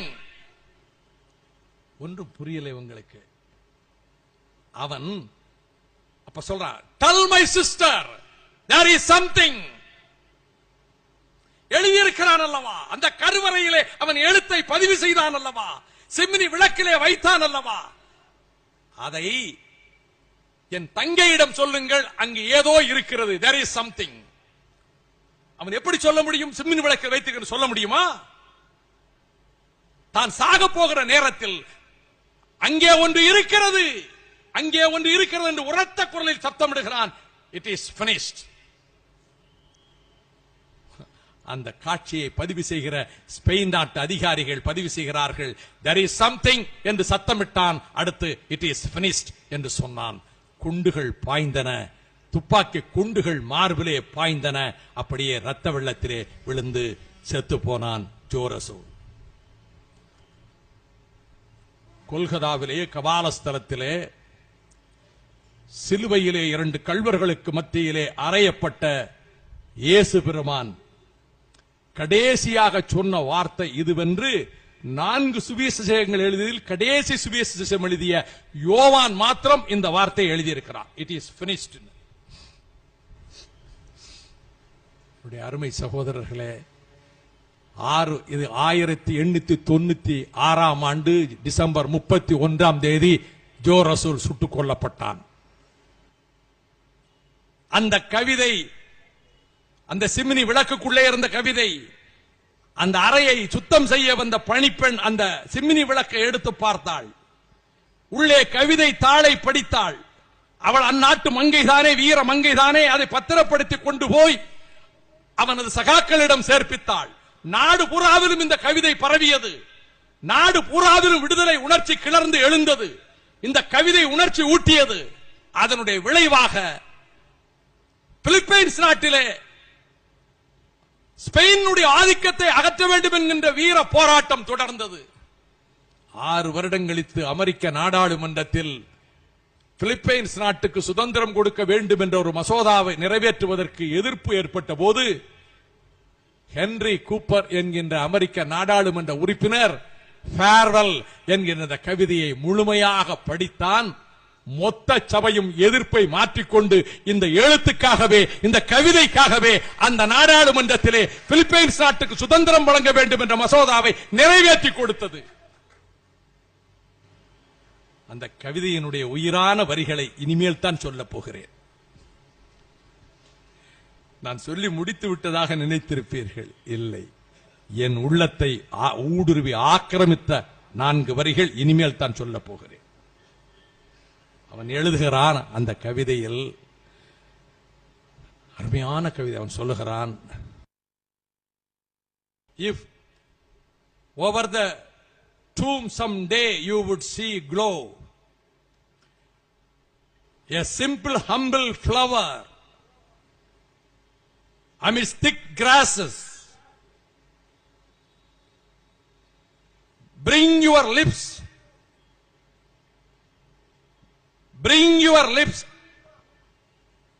and kiss my soul so. என்ன அருமையா சொல்றான். bring your lips to it and kiss my soul so, and under the cold tomb I may feel on my brow the warmth of your breath and whiff of your tenderness. அவன் சொல்றான், என்னை புதைத்து விடுவார்கள், ஆனால் என்றாவது ஒரு நாள் என் கல்லறை மீது அடர்ந்து கிடக்கின்ற அந்த புற்களுக்கு மத்தியில் ஒரு எளிய பூ, ஒரு சாமானிய ஒரு மலர் பூத்திருக்கும். என்ன அழகா சொல்றான். அதாவது என்றாவது ஒரு நாள், if upon my tomb someday you would see glow a simple humble flower amidst thick grasses, you bring your lips to it and kiss my soul so, and under the cold tomb I may feel on my brow the warmth of your breath, whiff of your tenderness. என்னுடைய கல்லறை மீது புற்கள் பூத்திருக்கும், அடர்ந்த புற்களுக்கு மத்தியில் ஒரு சின்ன பூ, ஒரு எளிய மலர் பூத்திருக்கும். அதற்கு அருகே உன் உதடுகளை கொண்டு போ. bring it to your lips, உன் உதடுகளை கொண்டு போ, அதை முத்தமிடு. நீ முத்தமிடுகிற போது என் மேனியில் முத்தமிட்டதாக, என்னை நீ வருடி முத்தமிட்டதாக நான் உணர்வேன், ஆன்மா உணரும். என் ஆன்மாவை நீ முத்தமிட்டதாக நான் உணர்வேன். கிஸ் மை சோல் சோ, என்னுடைய ஆன்மாவை நீ முத்தமிடுவதாக உணர்வேன். அதை எல்லாவற்றை விட அந்த குளிர்ந்த உறைந்து போன அந்த கல்லறைக்குள்ளே என் புருவத்தின் மேல் உன்னுடைய மூச்சு காற்றின் வெப்பத்தை நான் உணருவேன். I may feel on my brow the warmth of your breath. உன்னுடைய சுவாச காற்றினுடைய வெப்பத்தை என்னுடைய புருவங்களிலே உணருவேன். உன்னுடைய அந்த மென்மையான அன்பு என்னை வருடி செல்வதை, whiff of your tenderness, நான் அதை உணருவேன். என்றாவது ஒரு நாள் நான் மடிந்ததற்கு பிறகு, சுட்டுக் கொல்லப்பட்டதற்கு பிறகு, நான் புதைக்கப்பட்ட கல்லறையில் என்றாவது ஒரு நாள் அங்கே பூத்து கிடக்கின்ற மலருகின்ற ஒரு சிறிய பூவை நீ உன் உதடுகளால் முத்தம் செய்வாயானால், உன்னுடைய சுவாசத்தினுடைய வெப்பத்தை என்னுடைய புருவங்கள் உணரும். என் மேனியை வருடி செல்வதாக, என் ஆன்மாவை முத்தமிடுவதாக நான் உணர்வேன். என்ன அருமையான கவிதை. இந்த உணர்வு உலகிலே என்றும் அழிக்க முடியாதது. ஆம், வெனிசுலா, கொலம்பியா, ஈக்குவடார், பெரு, இந்த நாடுகளின் காவிய நாயகனாக திகழ்ந்தவன் சைமன் பொலிவார். 15 நாட்களுக்கு முன்னாலே பத்திரிகையிலே செய்தி, வெனிசுலாவின் அதிபர் ஹூகோ சாவஸ் அமெரிக்க ஏகாதிபத்தியத்துக்கு சவால் விட்டுக் கொண்டிருக்கின்றானே, 2ஆம் பிடல் காஸ்ட்ரோவாக உருவாகி இருக்கின்றானே ஹூகோ சாவஸ். அவன் இந்த சைமன் பொலிவாருடைய எலும்புக்கூட்டை பார்த்து, அந்த விடுதலை நாயகனுடைய எலும்புக்கூட்டை பார்த்து, அந்த எலும்புகளை தொட்டு கண்ணீர் விட்டு அழுகிறார். ஹூகோ சாவஸ் அழுவதாக நான் இதுவரைக்கும் கேள்விப்பட்டதே இல்லை. எந்த வீரனுடைய உள்ளத்திலும் கண்ணீரை கொப்பளிக்க செய்யக்கூடிய காட்சி வரத்தானே செய்யும். அந்த எலும்புகளை பார்த்து விட்டு அழுகிறான்.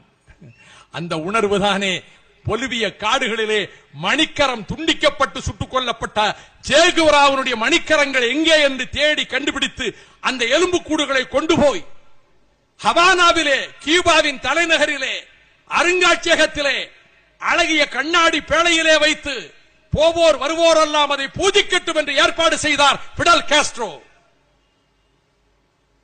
என்னுடைய அன்பு சகோதரர்களே, சகோதரிகளே, இந்த உரையை செவிமடுத்துக் கொண்டிருக்கக்கூடிய தமிழ் பெருமக்களே, மனிதநேய உணர்வாளர்களே, மனித உரிமைகளின் காப்பாளர்களே, ஒருவன் மடிகிறான், ஒரு லட்சியத்துக்காக மடிகிறான், தாய்நாட்டின் விடுதலைக்காக மடிகிறான், மடிந்ததற்கு பிறகு என்றாவது ஒரு நாள் தன் கல்லறையிலே பூக்கின்ற மலரை யாராவது ஒருவன் முத்தமிடுவான் என்று ஏங்குகிறான்.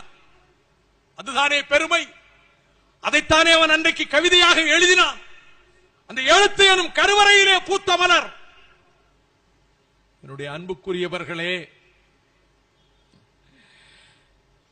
தமிழர்கள் எழுத்துக்களை கல்லில் எழுதினார்கள், மரத்தில் எழுதினார்கள், தாளம் பூவிலே எழுதினார்கள், பனை ஓலையிலே எழுதினார்கள், துணியிலே எழுதினார்கள். ஆம், கல்லிலே, மரத்திலே, தாளம் பூவிலே, பனை ஓலையிலே, துணியிலே எழுதினார்கள். கல்லில் எழுதினார்கள் நடுகள், வீரர்களின் நடுகள்.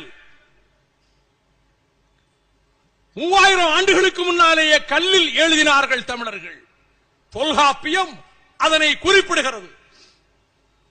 வடவேங்கிடம் தென்குமரி ஆயிடை தமிழ்கூறு நல்லுலகத்து வழக்கும் செய்யுளும் ஆயிரு முதலின் எழுத்தும் சொல்லும் பொருளும் நாடி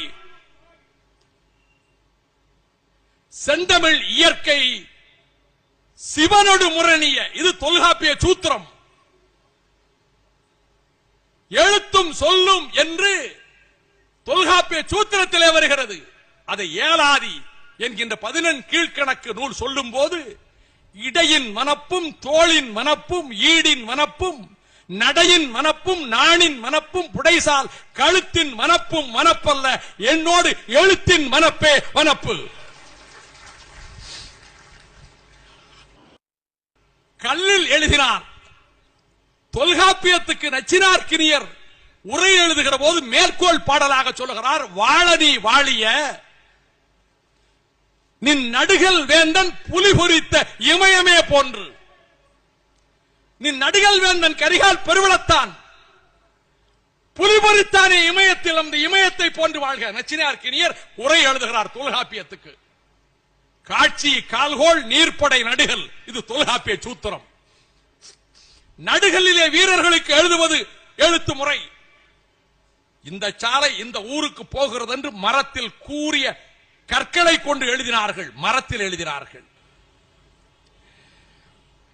தாளை மடலில் எழுதினார்கள். கொஞ்சம் மாலை நேரம் அல்லவா, மனோகரமான நேரம் அல்லவா, கொஞ்சம் காதல் வயப்பட்ட உள்ளங்கள் கழித்து இந்த முன்னிரவு பொழுதிலே மலர்கள் மணமீசும் நேரத்திலே அந்த காட்சிகளை நேசிக்கும் நேரம் அல்லவா, கொஞ்ச நேரம் அந்த காவிரி பூம்பட்டினத்து கடற்கரையிலே காதலர்கள் உலவுகின்ற இந்திர விழாவுக்கு நான் உங்களை அழைத்துச் செல்லப் போகிறேன், வருகிறீர்களா? ஆம். அங்குதான் கோவலனும் கண்ணகியும் சென்றார்கள். கலவியும் புலவியும் கலந்து அழித்து ஆங்கு மகிழ்ந்து விடிவதற்குள்ளாக வைகரை பொழுதிலே கடற்கரைக்கு போகலாமா என்று மாதவி கேட்க கோவலன் தானியங்கள் விற்கின்ற கடை தெரு வழியாக அழைத்து போகிறார். கூலவாணிகர் தெரு வழியாக அழைத்து போகிறார், கூலத்தெரு வழியாக அழைத்து போகிறார்.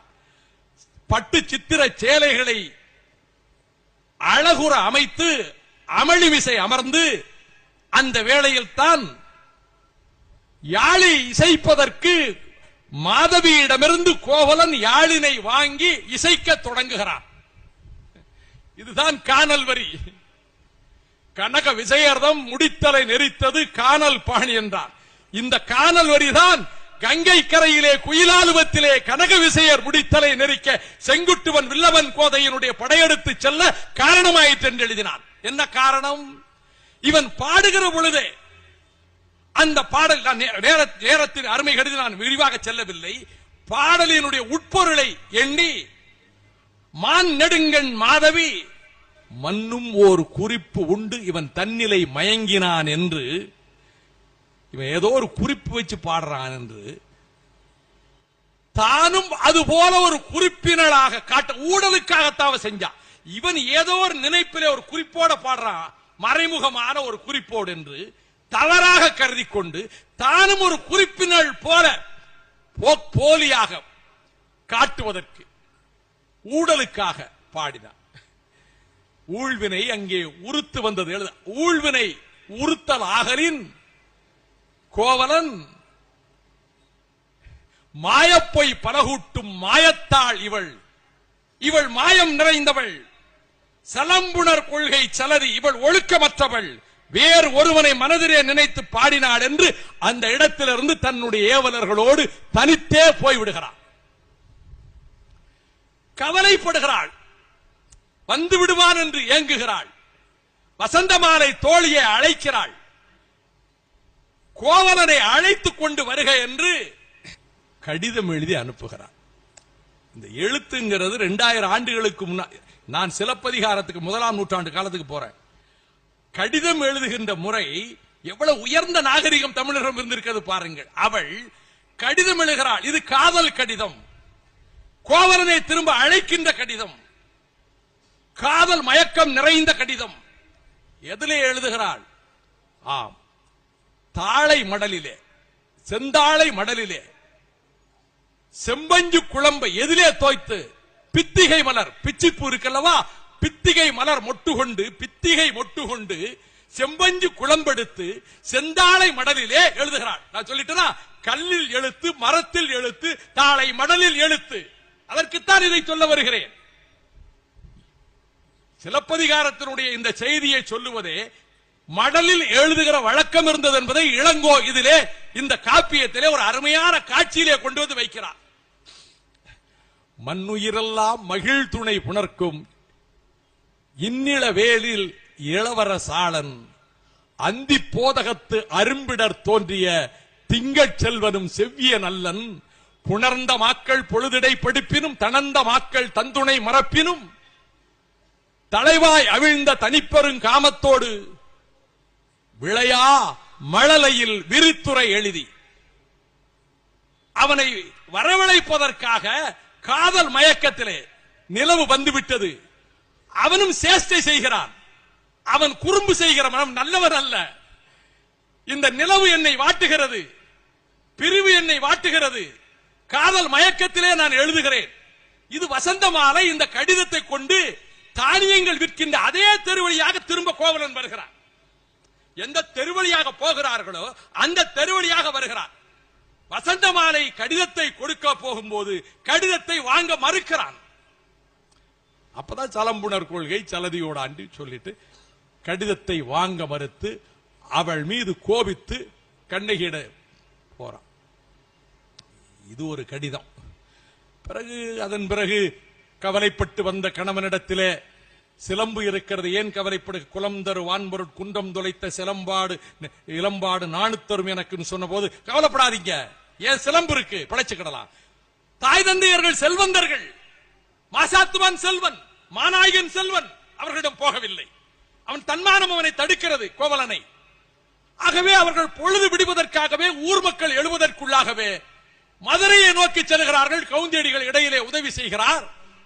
மதுரையை நெருங்குகின்ற அந்த கட்டத்திலே கோவலன் தனித்து அந்த சோலையிலே வருகிற போது 2வது கடிதத்தை மாதவியிடமிருந்து கௌசிகன் கொண்டு வருகிறான்.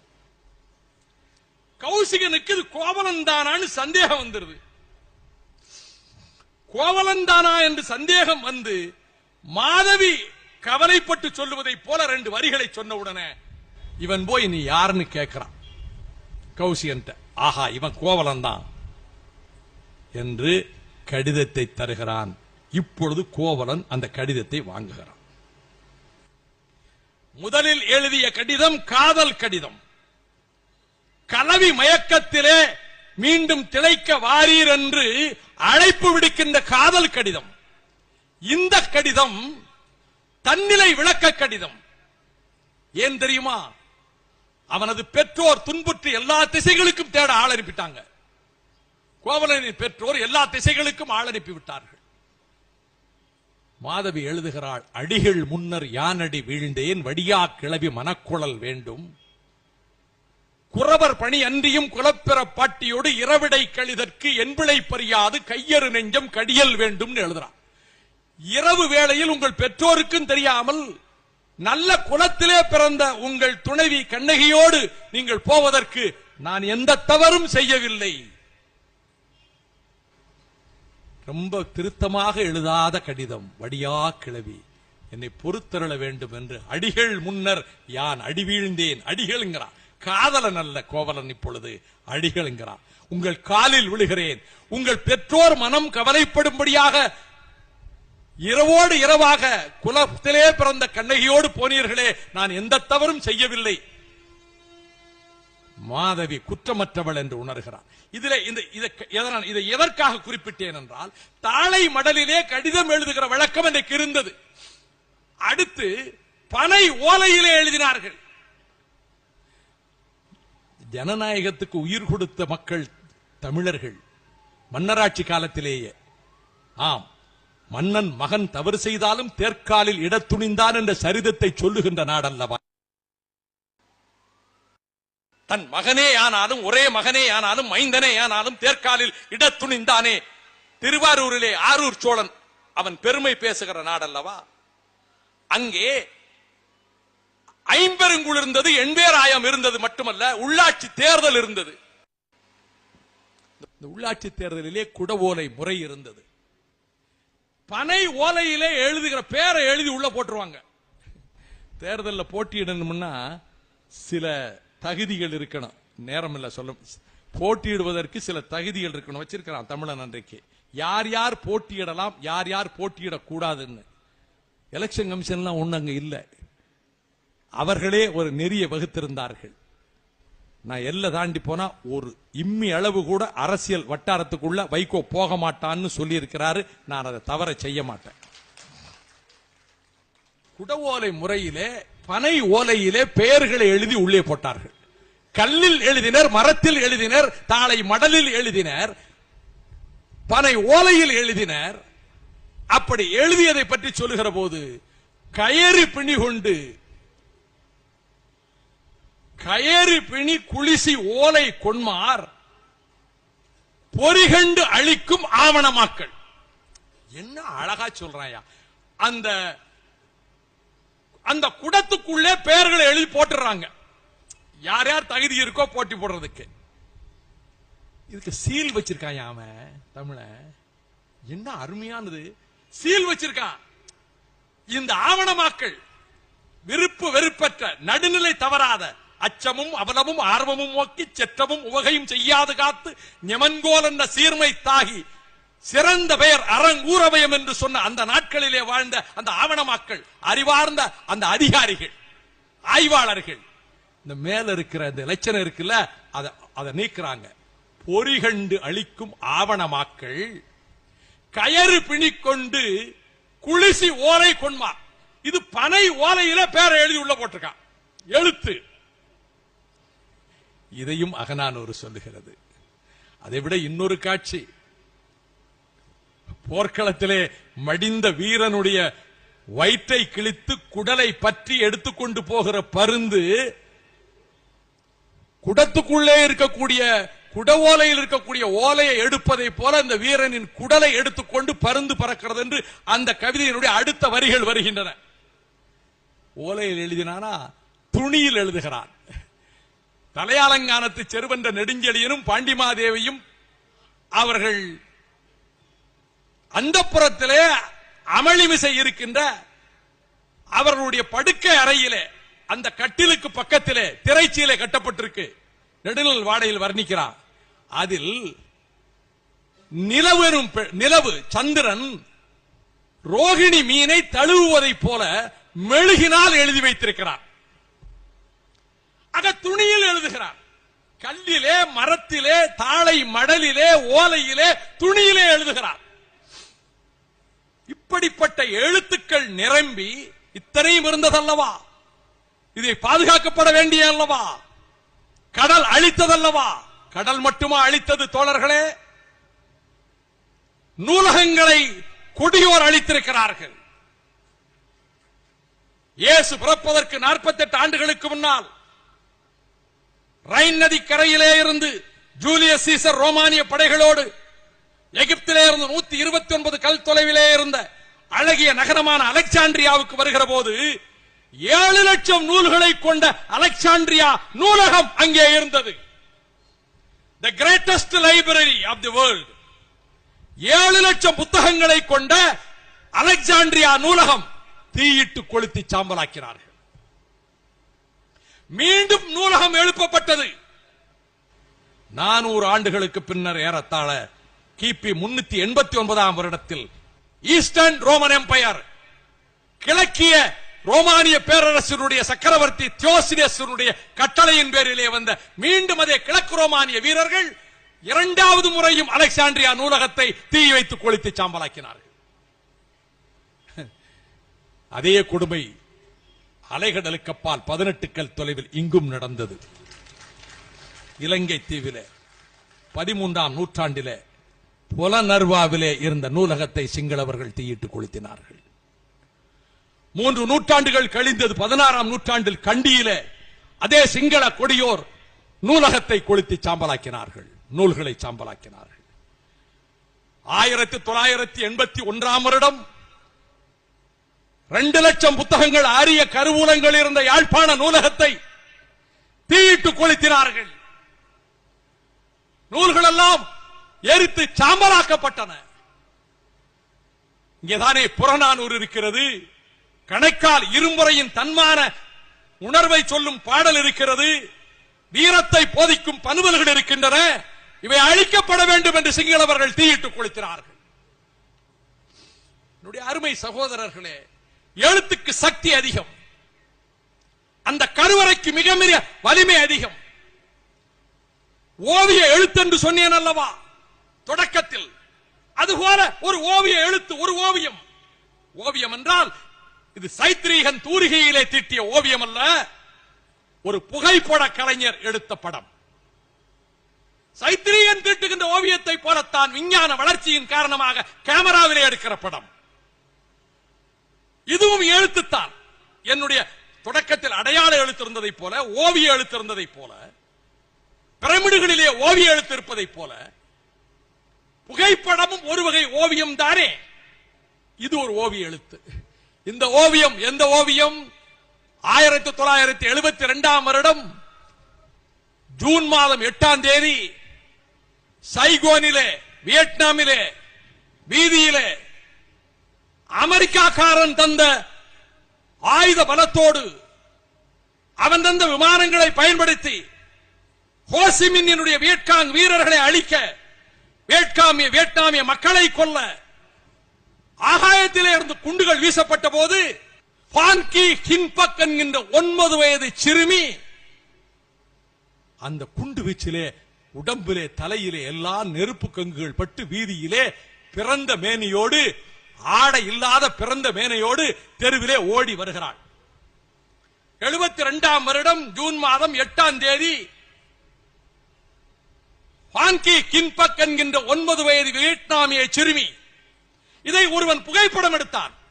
உலகத்தின் தலை சிறந்த புகைப்படமாக இது கருதப்பட்டது மட்டுமல்ல, உலகம் பூராவிலும் கோபாவேசத்தோடு மக்கள் கொதித்தெழுந்தார்கள். இந்த ஒரு சிறுமி ஆடையற்ற நிலையில் அம்மன கோலத்தில் உடம்பிலே தீ கங்குகள் பற்றி பதறி 2 கை விரித்தவாறு அழுது கொண்டு ஓடி வருகிற இந்த ஒரு ஓவியம், அது ஓவிய எழுத்துத்தானே. அதன் கீழே எழுதியிருந்தான், இது விமான குண்டு வீச்சிலே பதறி உயிரை காக்க பதறி நடுங்கி ஓடும் ஒரு சிறுமியின் படம் என்று அந்த வாக்கியம் எழுதியிருந்தான். இந்த ஒரு வாக்கியம், இந்த எழுத்து உலகத்தையே உலுக்கியது. அப்பொழுது குடியரசுத் தலைவராக அமெரிக்காவிலே இருந்த வாட்டர்கேட் ஊழலால் தூக்கி எறியப்பட்ட ரிச்சர்ட் நிக்சன் சொன்னான், it looks like a framed one. இது ஏதோ பொய்யா தயாரிச்ச படம் மாதிரி தெரியுதே, இது ஒரு பழைய படம், பொய்யா தயாரிச்ச படம் மாதிரி தெரியுதே.